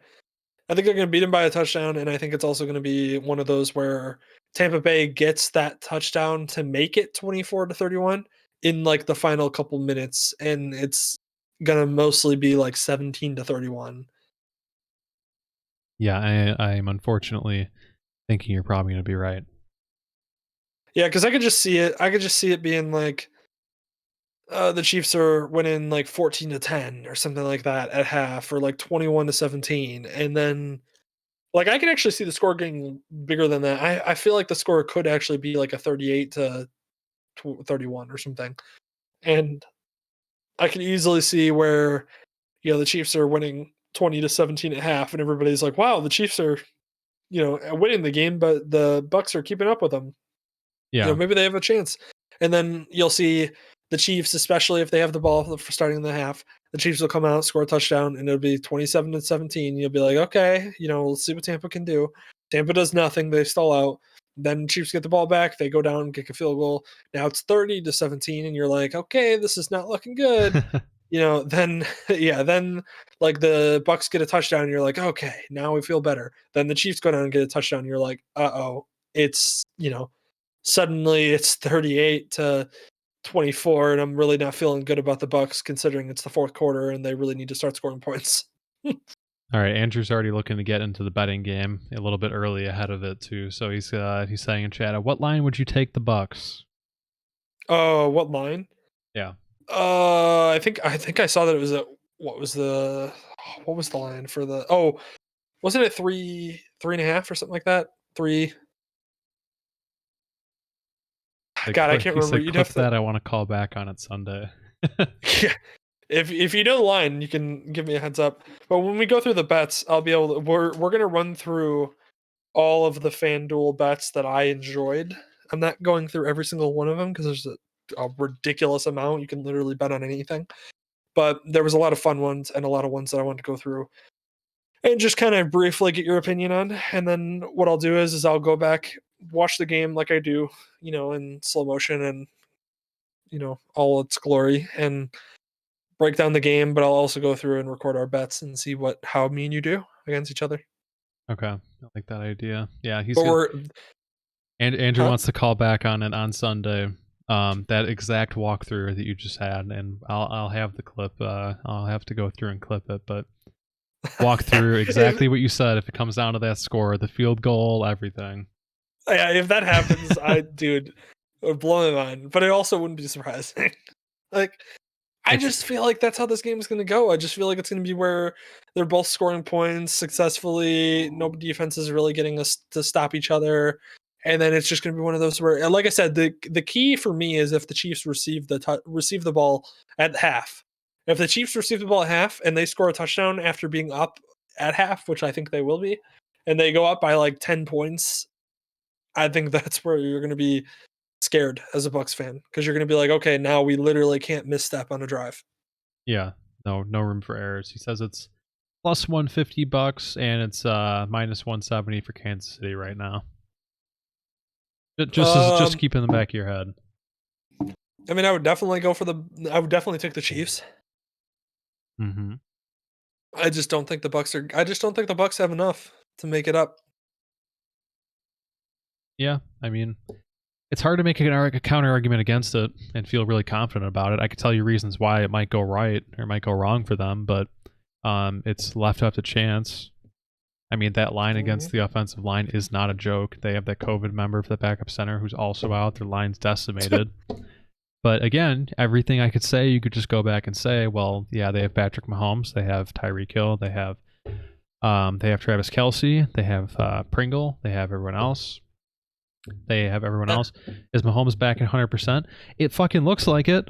It doesn't look like anything else matters at this point. So I would say absolutely. If he wasn't 100% in this game, listen, I don't want to know what 100% would look like in this game. Yeah, they've got that good shit for him with that extra, 2 week period to recover the Super Bowl. Yep. So I don't see it impacting. I don't see it impacting him at all. No. Now, real quick, by the way, since we haven't really talked much about this game as far as breakdowns go, I just want to highlight a couple of my notes because I did actually watch this game in slow motion. Yeah. Just so everybody knows, in the future, I most likely, I don't know if I'll do this for every game, but I watched every single play in slow motion, half speed, and recorded my notes on like what I saw and like what I thought was working, what it wasn't working. The Bucks-Packers breakdown is much better than this one just because we're not watching the Chiefs just dominate so hardcore. But I just want to break. Oh, wow, just look at that. Again. I love that. I say that. Wow, we're watching the Chiefs so hardcore, and then this play happens. Yep. Travis Kelce literally just breaks through. Literally nobody's covering him. I mean, like, hey, if he doesn't get open, you got Tyreek Hill behind him. You could literally punt this ball, and then you probably would come out with a touchdown. Dude, you don't even any have way to you go. You don't even have to look in that direction. You could have just thrown the ball in the air, and as long as you knew that it was going far enough to get to the end zone, somebody was catching it. Yeah. Yeah. And that's scary. Like, that's the confidence that Mahomes has in this offense, and that's why he's making the plays he makes, is strictly because he knows this offense. And not only does he know this offense, but he also has the utmost confidence in Kelsey and Tyreek Hill that he'll just throw a ball up and be like, screw it. Like, I like even that play right there, like he didn't even have to flinch. Like he didn't blink. He didn't take a second to like look at the defense. He literally just chucked the ball to the left side of the field. And would you, are you surprised that Travis Kelsey and Tyreek Hill both wide open? Yeah. But anyways, I want to go back to my notes real quick just to kind of highlight some things I saw. So the Bills drive that occurred before this one that ended up in a interception, I think it was to Brown or from Brown. Again, you saw the Bills kind of get to some of their offense with a little bit of the passing and Do you want me to go back to that play? What? You want me to go back to that play? No, you don't have to. This is more of just me going over it. Sure. So they got back to a little bit of their offense, throwing a little bit of play action, getting in a rhythm, getting Allen out and moving, actually having him kind of being a playmaker that he normally is. It's just the problem is they ran into some coverage, a bad throw here. Allen made a bad throw to Diggs in that drive. Then he scrambles on the pressure, tries to make a play. There was a play they had to have that they missed. And then he ends up throwing the interception to Brown, trying to make something happen. This is a miscommunication that we just saw on TV too. That guy, or not on TV, on the game, that was supposed to be a stop, and he was supposed to turn around and after like 2 yards, and he did not, and that would have been a pick six if that corner was paying attention. Yeah. But yeah, and then the Chiefs just doing I put the Chiefs just doing Chiefs things. That's what I put on that. The Chiefs doing Chiefs things, the Chiefs notes. Rolling. That's a majority of some of the pages and the drives that you've had. Well, then I put Bills defense wearing down. Hill actually dropped the ball, which he shouldn't have. Kelsey sneaks out for a touchdown. And then the Bills drive right here. They do get a nice, quick little drive going. I mean, this is just Allen being Allen, and that's sick. This is why you feel good as a Bills fan going forward, because you have a quarterback that does that. You just need to get him some help.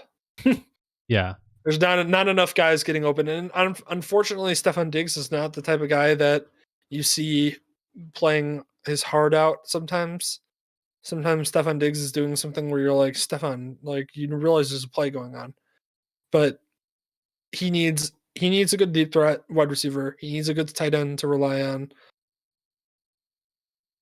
and I think they'll be a lot better. But yeah, it's this drive. They actually, like I said, got a little bit of going. He does do, again, another one of those back pedals where he's trying to play hero ball and takes a sack. And I feel like it's coming up right here, potentially. No, he makes a throw here. It's definitely coming up, but he plays hero ball again. This play was actually a good play. Andrew said in chat, Dylan, I wish you were on the AM radio here. I'd actually put it on and listen for once. Yeah, listen. One of my dream jobs would be to just sit here and just talk about games or sports.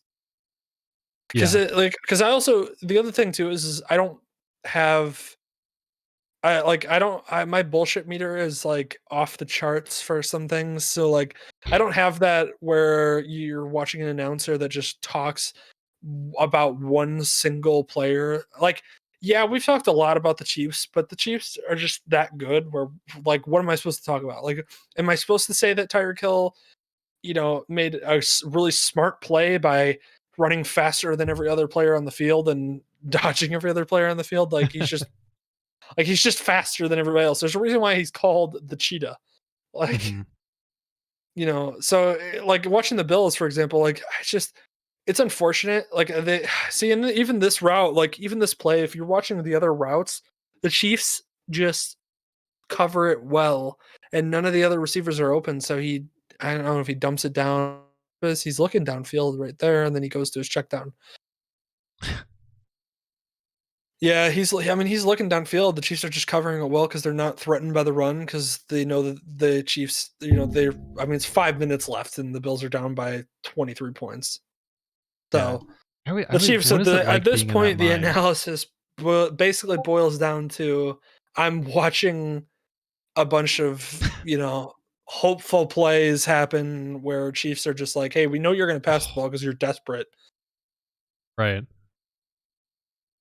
I mean, what's the mentality? Like, this is just like a general question for even like NFL games, lower level Yeah. leagues, whatever. But like, you have to be the guy who's out there and pretending like you could still make this comeback, and you're still on the field to play and everything. But I just think about that every time. Like, how many people are like, "Yeah, you're full of shit.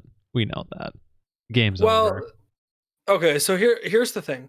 What you're trying to do is you're trying not because the problem with coaching a team is you don't want a team that gives up at this point. Like you are down by 23 points against the Chiefs. You haven't been able to stop their offense. They've been able to stop you. It's not looking good. You're probably not winning this game. You're down by 23 with 5 minutes left. It's probably not happening. But what you don't want to see is your team basically mail it in and call it a game. Yeah. Because what that means is that your team is more apt to do that if they ever go through some adversity. Because you could go down by 10 with 4 minutes left and your team suddenly is like, well, this game's over. I guess I call it quits. And I'll give Stefon Diggs a lot of credit here because I think Stefon Diggs I think it's the next drive. Mm-hmm. Yeah. The next drive after the onside kick, which is absurd, by the way, that they recover an onside kick coming up here. The next drive after the onside kick, I give a lot of credit to Diggs because Diggs is I know I just said that he sometimes doesn't, but he was playing his heart out towards the end of this game. And that's what you want out of your team. Even if it's a regular season game and it doesn't really mean anything because it's like game 2 of the season and you're down by 21 or something like that. You basically just want to get something positive. You want to go into like right now, the Bills are hoping that they can go into the offseason with something to build on. So they're trying they're trying to move the ball. They're trying to get things going offensively. So that way they can look and go, this is what was working. This is what was getting our offense going. These are the plays that we need to run. These are the people we need to get involved more. So right here, this is a great play call. Quick little slant to the receiver McKenzie, who you haven't seen at all the entire game. Yeah, seriously. And it's getting, and like I said, I know the Chiefs are playing a little bit of that prevent defense that I hate teams play. This is what happened when the downfall of prevent defense is basically the Falcons and the Patriots Super Bowl. That's what happens when you run prevent defense too much, is you let the team come back. Now, I don't really mind it in this situation because it's so close to the end of the game that it's really not hurting the Chiefs by doing that, and more so keeping them rested, making sure they don't get injured. Yeah. But what you're trying to see at the end of the game is basically just, can we get something positive going? Can we get, if our team fights tooth and nail to the final, till the clock hits 0, you're happy. You can walk away at the end of the day being happy. Cause like this onside kick recovery, this is huge. Like you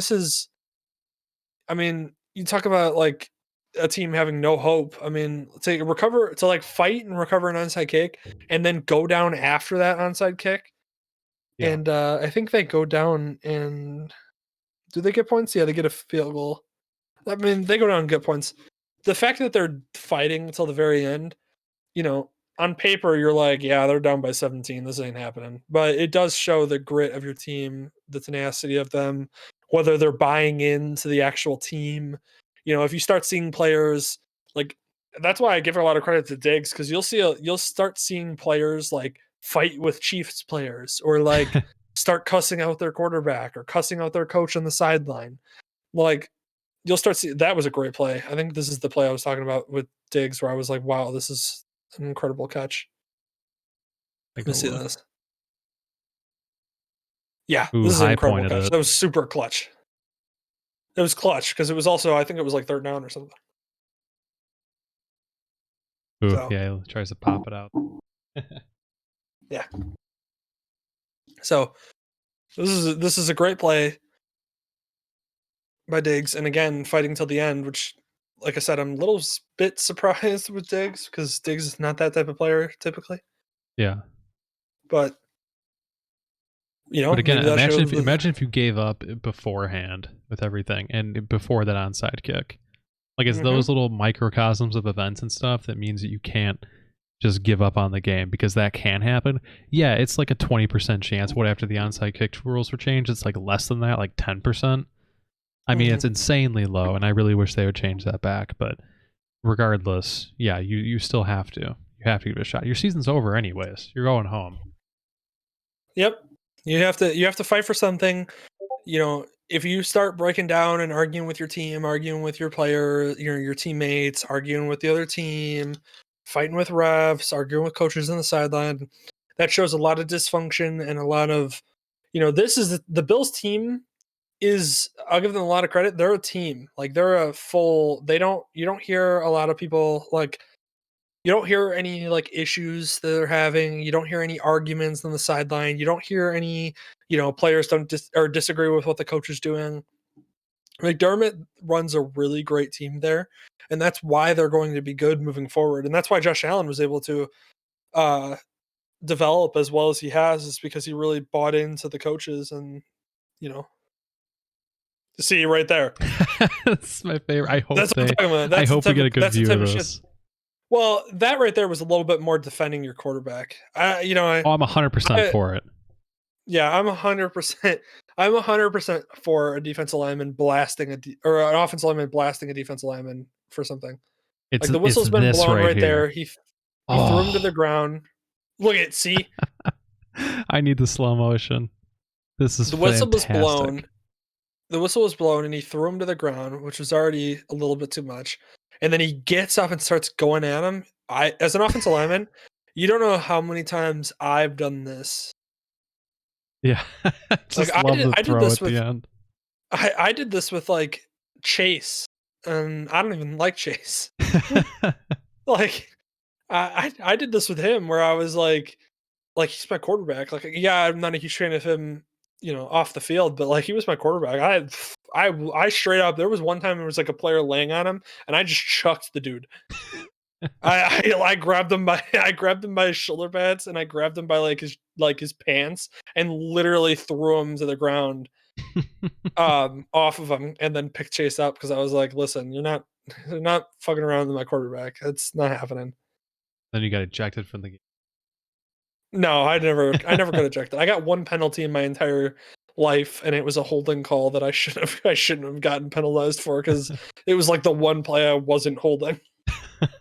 It was like one of the stupidest things ever. It was one of those plays where I finished the play and I actually had like a great block and it was fine. And then I got penalized for holding, and I was like, I did it though. Like, yeah, you missed like the other 3 plays in this drive where I was hardcore holding that dude. Call it a makeup call. Yeah, honestly, I guess it was deserving. Let's see. 3 minutes left. You got any more notes for the rest of this game? I know Andrew's very avid about taking a look at the bets. He's got Super Bowl bets he wants to place down. He needs advice. Oh, let's just go to the bets because I got all the bets written down and this game's over. And I don't really want to watch the Bills just get defeated. Like, all right, what do you got for me? You got like a spreadsheet or something I should pull up on stream? Or I wrote down. I actually took the bets from FanDuel, and I wrote them down, and I have a little list for me and you. Where's my pen? There it is. I have a list. So like whatever your answer is, I'll record it, and then I'm gonna put my answer as well, and I'll say my answer. Okay. So I broke it down by categories. So the first category is just the sheer bets on the game that were on like the main screen. Okay. If that makes sense. So the first bet that we're going to bet on, this is for the Super Bowl, is over under total 55.5 points. I think over because, and that's what I'm going to bet. I'm going to hammer the over because there's no way that this game ends up being, I mean, what's that, 28 to 27? Is it 50 or 55? Huh? Is it 50 or 55? 55.5. So 56 would be 28 to 28. 57 is saying that you're expecting like a 28-27 or something like that. Yeah, no, I 100% got to go over. Yeah, I'm thinking the over on that It's one the modern too. NFL. We're not seeing the Rams Patriots Super Bowl. Obviously an exception, but yeah, I'm not seeing that. I'm not buying that. No. All right. So this is a fun one because I said it earlier. What is the exact score that you think it's going to be? So Kansas City versus Tampa Bay. What's the score? All right, well, you got 31-24 Chiefs, yeah. Yeah, that's what I have. So I want to go higher scoring. I'm going to say, Which, by the is it way, what I want it to be? I just realized that I just realized. You want to talk about how dumb I am? What? Sometimes I just realized that my total points is 55 points, which is the under. I know. Well, you called it Oh, before. great sports betting right there. You called it right there. It's fine. I'm gonna say I'll say it. Yeah, I'm still gonna go with 31-24, and I'll still say it's probably gonna be. Well, I feel like I can't do that now. I know. I feel like you got to stick to what you're doing. Yeah. Is it what I want it to be, or is it what I think it's gonna be? It's a hedge. It's all good. Andrew says, "Yeah, you're betting both ways. Yeah. Get yourself covered." I'm telling you to hammer the over, while I'm also telling you that the score's gonna be under. But anyways, man,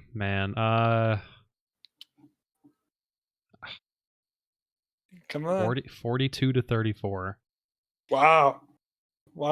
So Kansas City though. Yeah, I guess 42. What'd you say? 42-34. it's a weird score though, isn't it? I mean, it's not that weird. It's 2 field goals. It'd be 4 touchdowns and 2 field goals for Tampa Bay, and it would be 6 touchdowns for the Chiefs. All right, okay, all right. You know what? I did the math, and actually, all right, 31-28. Bucks. I'm gonna switch it up. You took the Chiefs. Oh, you're gonna say Bucks are gonna win? I'm gonna have to say it to that. I want to switch it up. That's what I want it to be. I want it to be a closer game that's held in there, and that is over 55. So for 55.5. So I'm gonna. It's funny because I was gonna change my score to 31-28, but with Chiefs winning. Okay. Yeah. I mean, if I'm being honest, that's where I think it's gonna be at. But I'm gonna bet what I want to see happen. Okay. Oh, so you're saying Tampa Bay is gonna win though? Yeah, because I want to be a Okay. contrarian here. So, okay, so that's fine. That's might as well. I mean, we're going against each other so a little bit. So you're saying 31. So I'm thinking the score's also going to be 31-28, just because that also supports my over. But I'm going the other way, and I think Kansas City's going to win the game. Okay. So moving on to the next one, total points. This is like one where you can actually pick the exact. I'll just total our points that we had right there. So 28 plus 31 is 59 points each. Okay. So that's what we think there. Coin toss. Are they going to get the coin toss? So there's 2 bets here. The coin toss, is it heads or tails? And then the second bet is the I was looking at what you're pulling up here. Yeah, I was trying to think of something that could be on the background. Honestly, I don't know if there's a good bets website. We could throw that out there. I always do FanDuel. Okay, we could take a look at FanDuel. Andrew said, if I'm honest, it's Kansas City winning, but I want to see Brady pull the W. That's where I want it. That's exactly where I'm at. Yeah, I'm just a hardcore Brady hater, so I really want to see the Chiefs win. Yeah, but like then they just go back to back, and it's like, come on, I got to sign up for a FanDuel account. No, you had to do. I had to jump through hoops. I had to I clicked on the thing, and then I clicked on something else, and then it brought me to it. Yeah, and then go to sports betting. Click that. I don't know. I clicked something and then I got there.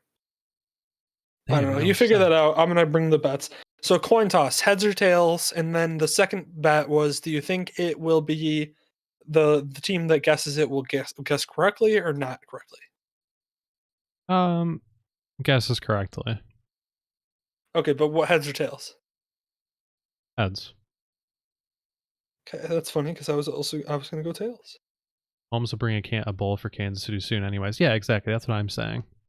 He's got years to do that. Anyways. So I'm saying tails, and I'm also going to say correct.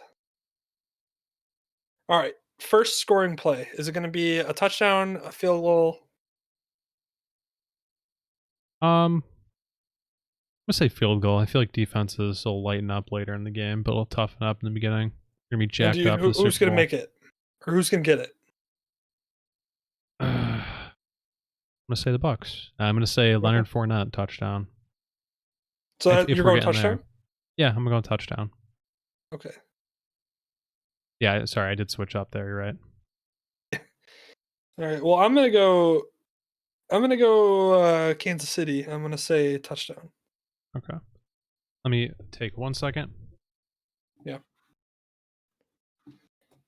All right. Well, now that I'm alone on this little endeavor, real quick, I'm just gonna point out that I think clearly I think that the Chiefs are gonna win, and that's a little bit of bias coming from the fact that I'm not a huge Tom Brady fan, and I can't see the chat, so Dylan will have to just relay to me if anything's said. But I do think it'll be a close game in the first half, like I said before. But I do think they'll start to pull away, and I think if the game finishes close, like I think if you woke up the next day and you didn't watch the Super Bowl and you saw that the score was 31-28, you would think, wow, they got, it was a close game. I think those points would be garbage points. So I think it would be one of those where it would really be like 31-21. And then there's like a garbage touchdown score in like the final minute. And then there's like a failed onside kick or something like that. That's how I see this going, or that it's like a touchdown with like 3 minutes left, and then they're like, we'll try to make a defensive stop, and then the Chiefs end up, running the clock out. I think that's how that goes. As far as overall, we'll kind of get into it with the bets because we have a lot of bets to go through. Actually, I compiled 2 pages worth of bets from FanDuel, so you can literally anything that you want to bet, bringing it to you. I got everything from offense to running back bets to gameplay bets to scoring bets to defensive bets. I got penalty bets in here. I got kicking bets. We're going through all of it. We're bringing it all straight to you.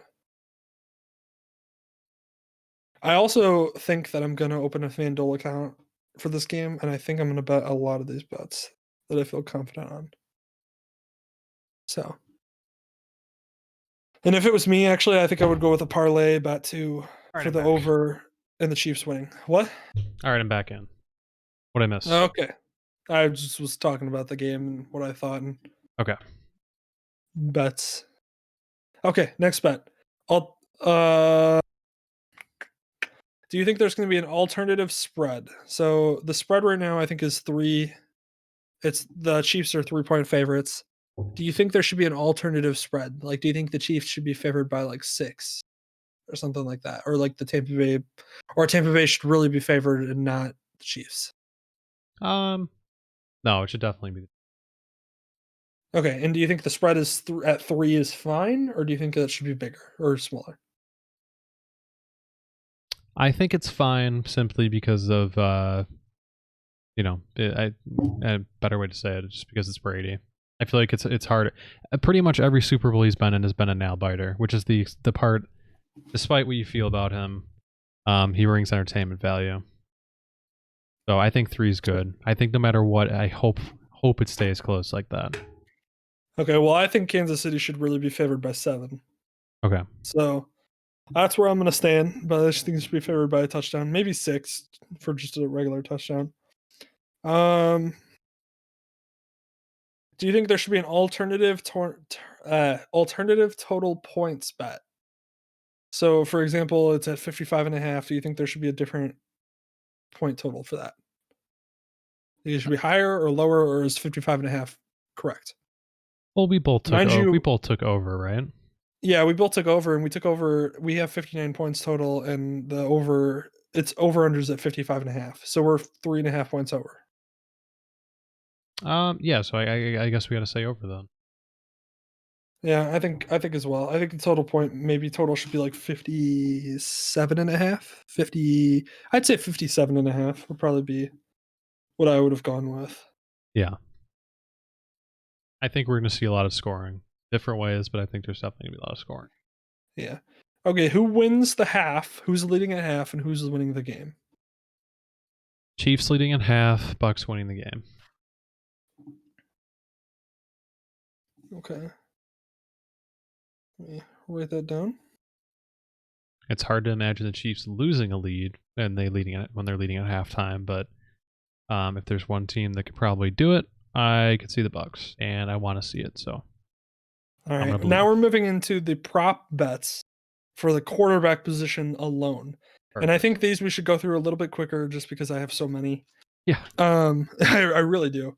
So quarterback prop bets, most passing yards, Mahomes or Brady? Mahomes. Okay.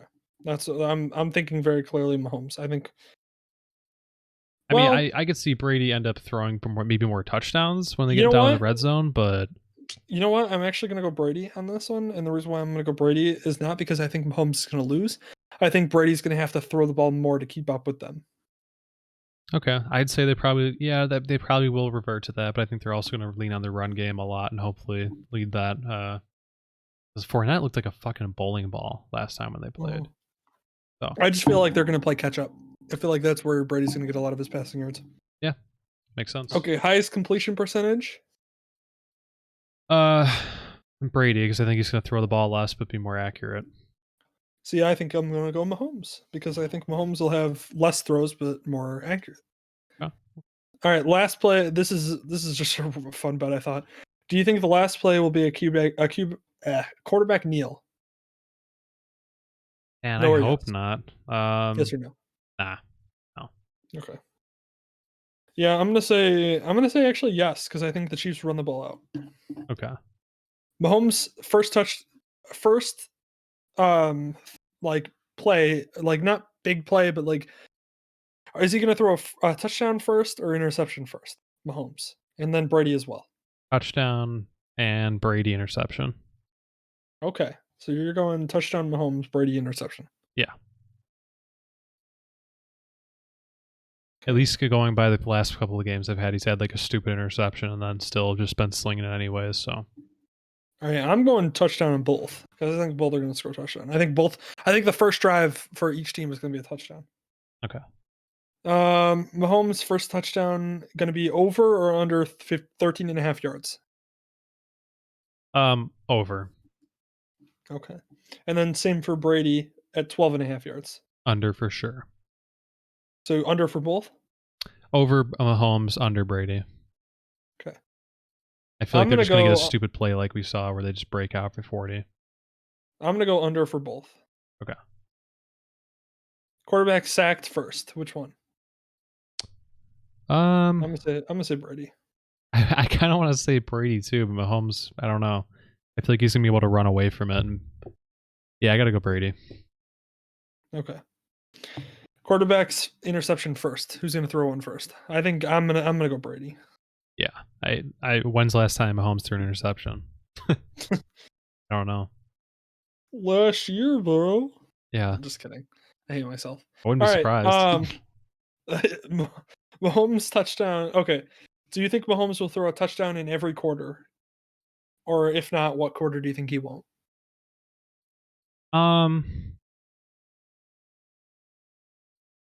This is a tough question because I feel like it could sneak a touchdown in anywhere. I know, you really can. It's just really just fool's gold. Yeah, I already said they'll score in the first. I feel like if any quarter, it would be in the first quarter. That they're not gonna? Yeah, like that's the only one I could see. Okay, so either you want that to go or coming out of halftime. Is that gonna be your bet then? I guess, yeah. I guess it has to be. Okay, so I'm gonna put for you QT through Q4, and I'm gonna say yes, he throws in all four, and then Brady all four. Okay, yeah, I'll say. I'm gonna say Brady doesn't in quarter two. What was my call for the Super Bowl? 31-28. Yeah. Okay. So it's at least 4 touchdowns. Okay. So I'm gonna say.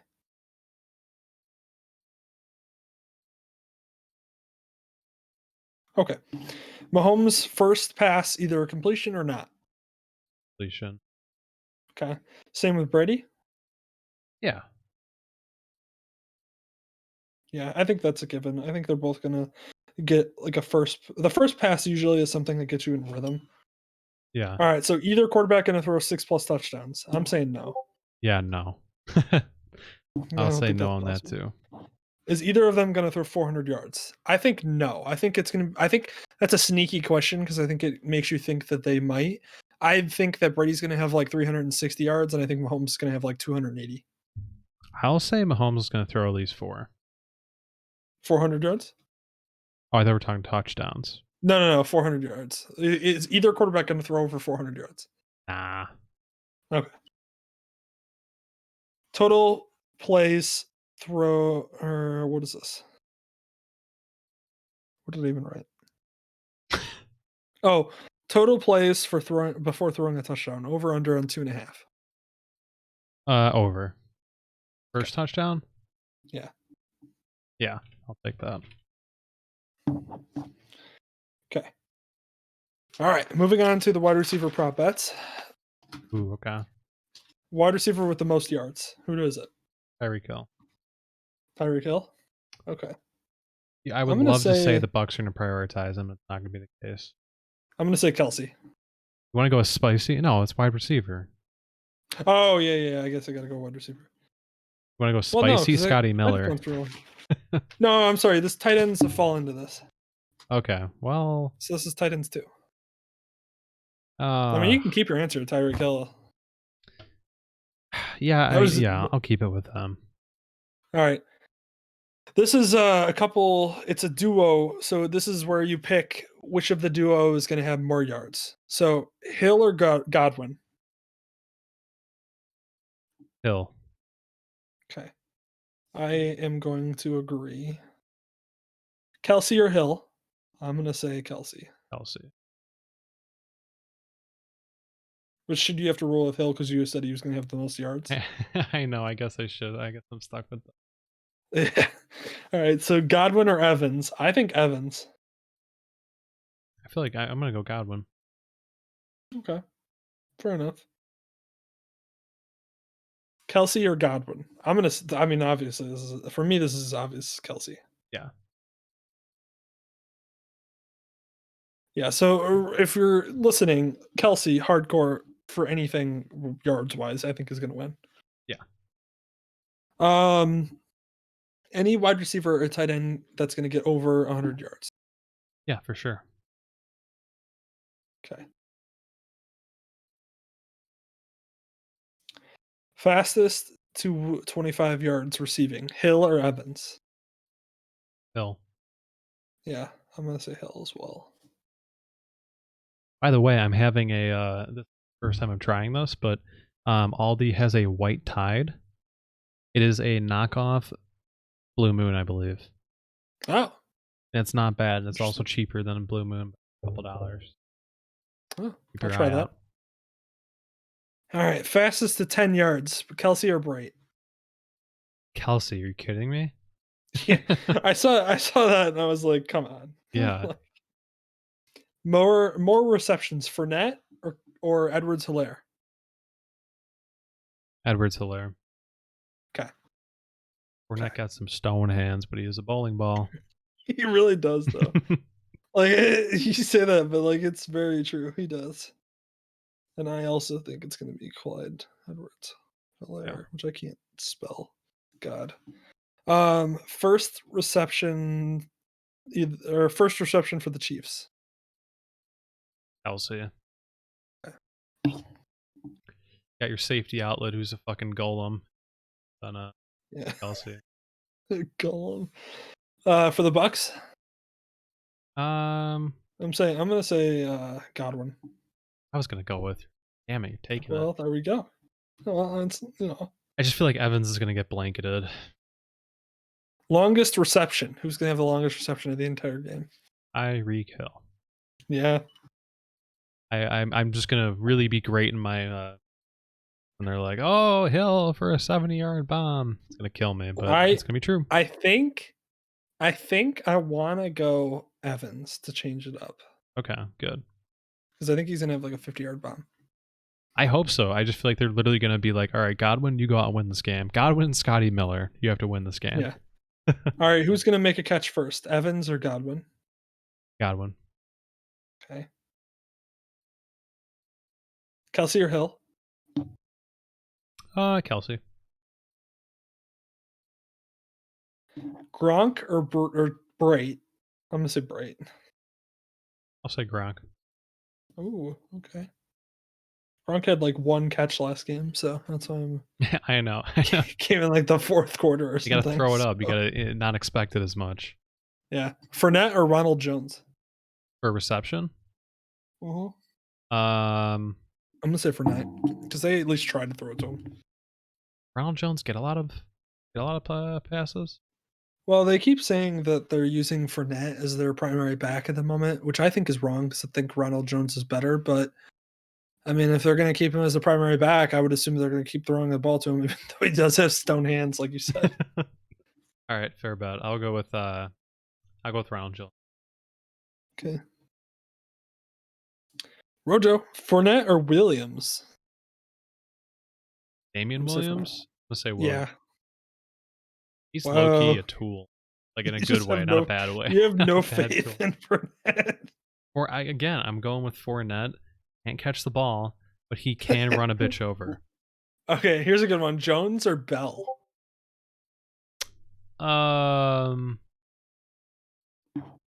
Bell. Yeah, I'm gonna say Bell, but I'm not happy about it. All right, running back bets. A little bit easier. There's less of them. Total combined yards for both running backs: 182. For both? Yeah, for the running, like for total rushing yards in the game, 182.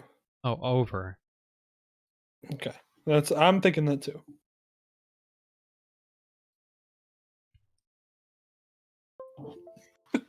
All right, Kansas City rushing yards 90.5.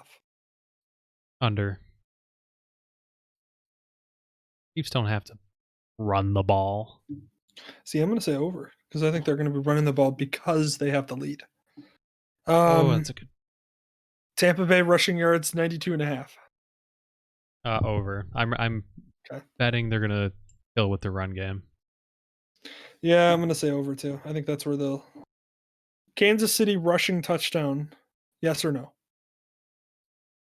Yeah, for sure. I'm going to say yes because I think because those over arounds count as well. Tampa Bay, I'm going to say yes. Tampa Bay rushing touchdown. Yeah. Yes. Okay. So I was thinking too. Any running back over 100 yards? I'm going to say no. I don't think a running back's going to get over 100 yards. They have too many like running backs by committee. Yeah, I'm gonna say no. That's what I as mean. well. Yeah. Both teams have like 2 or 3 running backs. KC players to rush.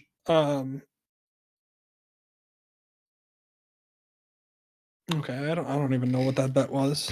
Like I wrote it down weird. All right, so we're moving on to gameplay bets. Total offensive yards for the entire game, 799.5. Total overall for both teams. Yeah. That's a really that is high already. Mm-hmm. Yeah, I don't know. I guess I'll still take over. I'm It's going to take the high. under. I'm going to take the under because of how high it is. Yeah. Like I feel like 400 yards because even if I'm doing the math, so say let's I think that Mahomes is going to have 280 and I think their running back's going to have 90. So I'm saying they're going to have 370 yards of rush of offense. And I think that Brady's going to have 360 yards and I think their running back's going to have 80. So I'm looking at 340. So I guess that's 810 yards. I just think it's going to be under because I just don't think there's going to be as much yards there. Yeah. It's fair. I mean, can if see it both- both ways for sure. If both quarterbacks throw into 300s, then I think yes. I think it's going to hit. Yeah. All right. Kansas City over under 429.5 yards. Wait, that's yards overall. Yeah. I'm going to say under as well. I think they're efficient. Okay. Total Tampa Bay offensive yards 370.5. Over. This is where I'm hitting the over. First downs. Who's going to get the first down? Tampa Bay or Kansas City? I think it's really whoever gets the ball first. Yeah, I don't see a 3 starting off. So that's kind of hard. It's like a luck shot. I'm going to say Kansas City. Go Bucks.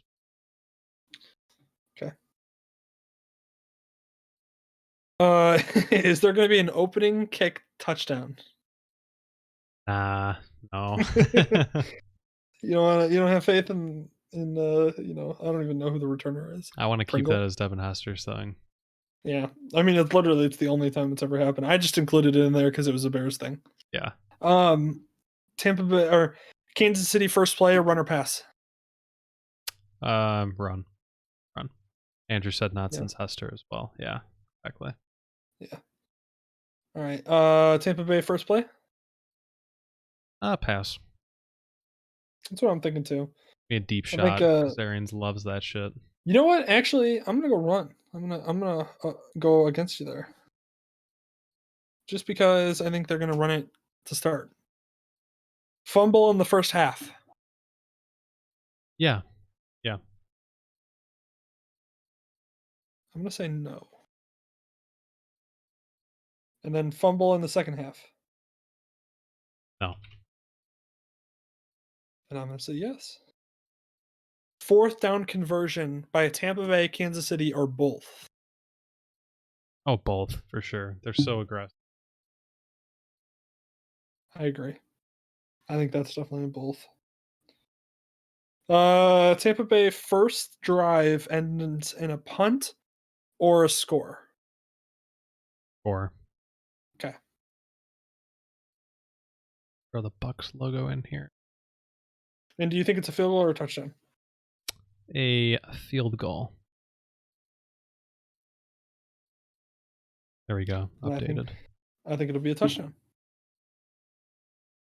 All right. Kansas City first play or first drive, punt or touchdown or field goal. Down. Yeah, I think touchdown as well. Team will use all of their 6 timeouts. No. Okay, I agree. More time of possession. Bucks. Yeah, I agree. I think the Too Bucks much are gonna win. agreement here. We need some hot, spicy takes. We have been though. We've been pretty. Will there be a player ejection? I'm gonna say no. Oh my god, in the Super Bowl, I would hope not. No, I know that's too much. I'd Here's feel like shit. my absolute Dylan. Here's my absolute favorite bet. I titled it by one word, and that one word is doink. No, I'm not even answering that. That's so shitty. What? It was like literally the bet was, will there be a field goal or an extra point that hits an upright? And I was like, it's a doink. All right, you know what? I was talking about Bucker earlier. I'm gonna say a doink on an extra point. Okay, I'll take that. I'm gonna say no just because I gotta go with my soul. But all right, and then any challenge overturned. Yes, challenge overturned. I'm gonna say yes as well because I feel like with these teams, there's gonna be one play that they are able to. All right, scoring bets. We're almost towards the end. We're like 3/4 of the way through. Scoring bets. Jersey number to score the first touchdown at 22.5. So do you think the jersey number will be less or more than 22.5 to score the touchdown? The first touchdown. Over. What a weird bet. Wow. See, I'm gonna say under because I think it could Hill or be something. Hill at 10, or you've got Godwin at 12, or Godwin at 14, and Evans, I think, is also at isn't Evans a low number too? He's like Yes, 13 he or is. something. He's 13, So I I'm think. so I'm gonna say under. I was thinking Kelsey for 87. Stay over. Okay, so over. All right. So same question, but last touchdown of the game. I'm gonna say under because I think the last touchdown will be the Bucks. Yeah, I would have to agree. Okay. Longest touchdown. Which team is gonna have it? I'm gonna say the Chiefs. I want to agree with you there. I'm gonna say the Bucks. Okay. Too much agree. Actually, I think I said Evans was gonna have the longest play of the game, so that could be a touchdown. Who knows? It could be the long play. Yeah. Shortest touchdown. Which team? I'm saying the Bucks. I'm saying the Bucks are gonna pound it in. I'm saying the Chiefs. Oh, look at You're you. gonna have a little comeback, a little curl Trying round to or create something. some controversy. Yeah. Now you're creating more issues for me because I'm gonna have to go back and figure out if they did or not and tally it. A 2-yard touchdown, You're or gonna was do that it a 2.5 anyways. yard? Yeah, you're gonna go through slow mo anyways. Yeah, I will. So, score in the final 2 minutes of the first half. Yeah, I'm gonna say Need some drama. yes as well. I think it's gonna be at least a field goal. Team scores first will win the game. No, because I think it's gonna be a Chiefs. I think the Bucks will win. I think the exact opposite. That's why I'm going with no. I think Tampa Bay is gonna get the ball first, and the Chiefs are gonna get it the second half. Okay. So, and I think that's why the Tampa Bay scores the touchdown, but then I think that they lose the game. All right, team that scores last wins the game. I think this is also no, because I think Tampa Bay is going to score garbage touchdown. No, I'm gonna say come from behind, win from the Bucks. So There you go, yes. I'm gonna go 2-point conversion attempt. yeah. I'm going to say no. I don't think that's going to happen. Yeah, no. Okay. Too much at Scoreless stake. quarter. Will there be a quarter that's scoreless? Fuck no. Double me down Yeah, on that I'm hardcore going with no. bet. Is there going to be an O-line or D-line score? Oh my god, that would be I'm gonna say yes because that'd be great. Like a trick play. I'm You going to say gotta pull it no out the because I'm Super being Bowl. realistic, but I hope that you're right. You gotta save it for the Super Bowl. All right, here we go, Dylan. We're in our final page of prop bets. This is for the defense. Okay. Player to get a sack. I'm going to say Shaq Barrett. See, they didn't ship out Frank Clark, did they? No, he's still there. Yeah, I'll go with him. He actually got a sack against the Bills. Yeah, I'll go Frank Clark. First name that dropped in my head. That's fair. Player to get an interception. You know, I say- don't know the Chiefs cornerbacks outside of safeties. I'm going to say Breland for the Chiefs. Yeah. Who's the Bucks top corner now? What's his name? Oh man, he's number 24. I can like see his number, It's but I not can't even think Verrett, of right? what his name is. Huh? It's not Verrett something, is it? No. I want to say, is it Corey Davis? No, it's not Corey Davis. Something. Man, that's gonna bother me. I know it's number 24. Or I'll look that up on the side, but we'll go ahead and Yeah. I'll say I'm gonna say it's Bucks 20. Okay, wherever you find that. Next, most tackles Carlton for a Davis. player. Carlton Davis. There we go. I knew it was Davis. Yeah. Most missed tackles for a player? Yeah. Most tackles. Most tackles. Total. Hard because the defense. I don't know but I'll go. Matho. Tyron. Yeah, Tyron. The Honey Badger. The Honey Badger. Okay. Probably butchering his name right here, but I'm gonna. As I long as you actually can am read going it. to agree with you on that one. Pick six. Will there be one? No. I'm gonna say no as well. If there's gonna be an interception, I think it's gonna be caught dead. Total interceptions over under 1.5. Over. Okay. I'm gonna say under because I think there's only gonna be one pick thrown by Brady. Team with the first interception, so I'm gonna go with Tampa Bay because I think that's the only pick of the game. Yeah. I'll double you up. Team with the most interceptions in the game. I'm gonna also go Tampa Bay because I think they're gonna have only one to Chiefs 0. Yeah, I gotta go Tampa Bay. I don't see the Chiefs really doing. Oh, you know what? No. Chiefs. I think Brady's gonna be Ooh. reckless, but eventually it's gonna pay off. Okay. All right. Penalty prop bets. Oh my god. I know. This is a section, so I'm putting it in.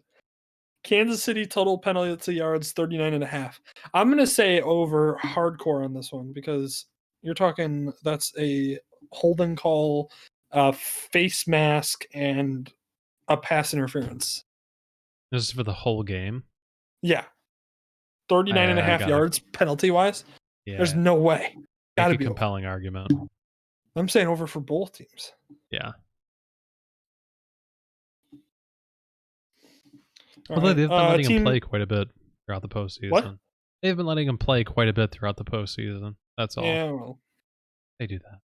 Will team with the most penalties win the game? I'm going to say no, because I think Tampa Bay's going to win. Or I'm going Tampa to Bay's say going yes. to commit the most. Exactly the opposite. Okay. A little bit of controversy there. A little controversy in the penalty section. Accepted penalties for Kansas City over under 5.5. So basically, do you think Tampa Bay is going to commit more than 5.5 penalties, or more than 5.5 penalties, or less than 5.5 penalties that the Kansas City Chiefs are going to accept? They're going to accept. So the Bucks committed these penalties? Yeah. Oh, okay. Yeah. Yeah, I agree. And then vice versa with the Bucks. Under. Or I agree. no. Whichever one you prefer. Roughing the passer call. I'm going to say hell yeah. Yeah, absolutely. The way the NFL is going with these freaking two players. Oh my god. They're magnets to it. They can't help themselves. That's why I think there's going to be a roughing the passer call. So 39.5 yards, you're talking, that's 15 yards right off the bat. Yeah. All right. First penalty against Kansas City. What kind of penalty is it? Holding. Against Kansas City. Holding. Okay. Holding. They got a bunch of guys at backups playing offensive line. Yeah, holding. I will agree with you. All right, for Tampa Bay? Roughing the passer. Go wild.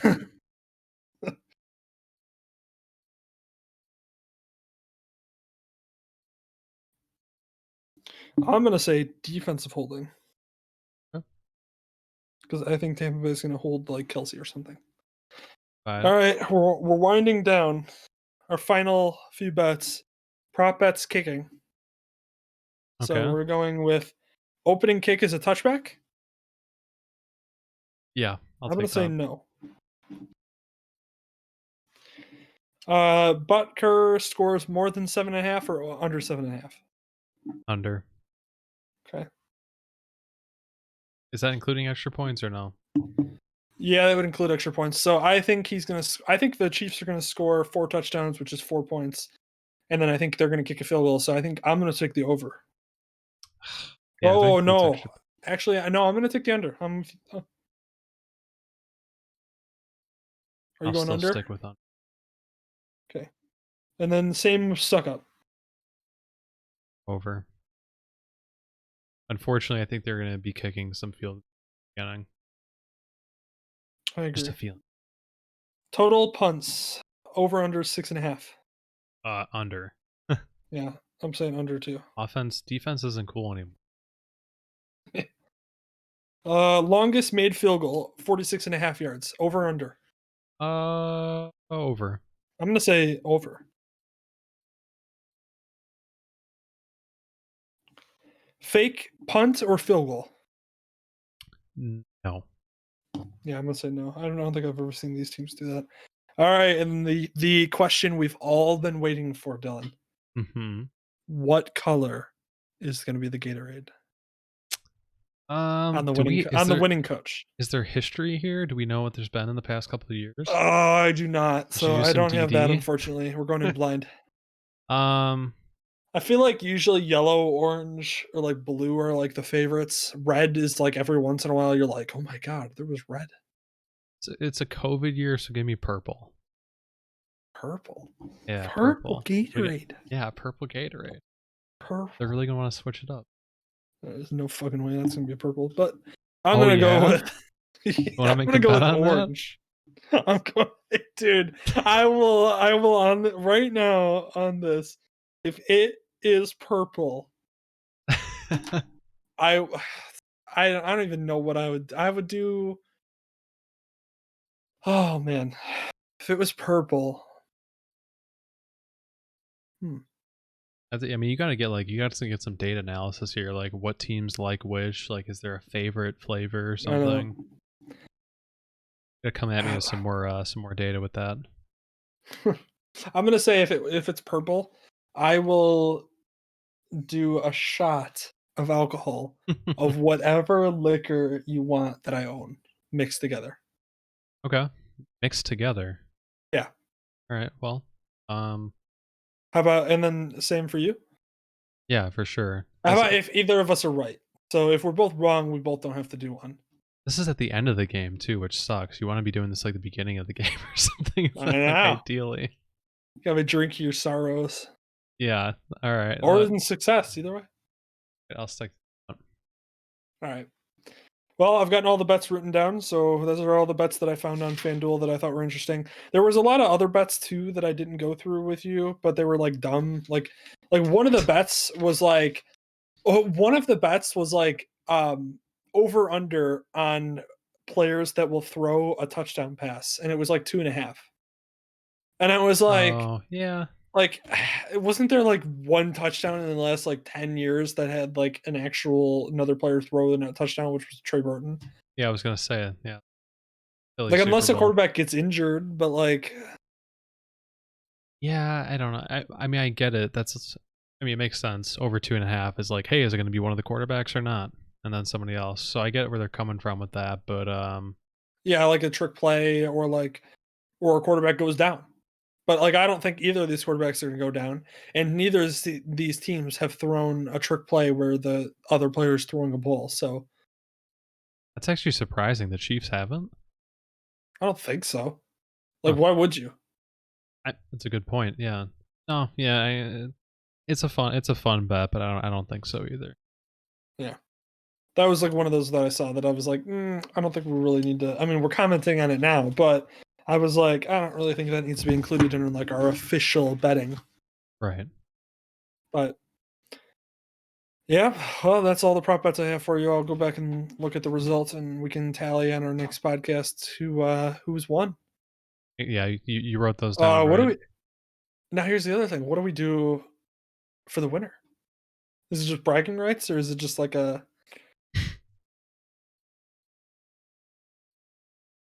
Oh, We got. that's a good one. How about we just do like a 6-pack of your choice? Okay. Yeah, that's probably That's pretty fair. good. And It's not what too are we bad. doing? Like, are we doing like a bet by bet, like bets overall or whatever? No, yeah, no. I think just overall, like who has the most bets correct. Okay. Like I'll tally them by the end, and whoever has the most bets correct. And if I think there was a bet where, like, very clearly, like, for example, like you said Tyreek Hill was going to score the first touchdown or something like that, or like they were going to score like some bet where you said it was going to be something that I was like, there's no way, and then like it happens, then then there may be like a bonus for that. Yeah, that seems fair. But yeah, I think that'll be fair. Okay, go to 6-pack on it then. That's the best way I could sum that up. That's good for me. Want to go ahead and drop a follow on this channel until there's anything else. I think we'll be doing a podcast presumably until further notice. We'll be doing it on Wednesday again, post Super Bowl. And go ahead and see where that's going to be at. Otherwise, I think we're going to be dropping this on YouTube and setting up accounts otherwise. But yeah, I think that's pretty much good for my part. And then I know Andrew got satisfied because he's got a bunch of bets that he wanted to be in on. So I think we got pretty much all the DD he needed on that side. Yeah, I put all of my bets and what I think that I went through and kind of like that's what I honestly think, and that's what I think if I do bet, that's what I'll bet. So I think we getting through that was fun, and I think we'll see how we hit, see how we do. Yeah. Okay. Cool. Peace. See everyone All right. later.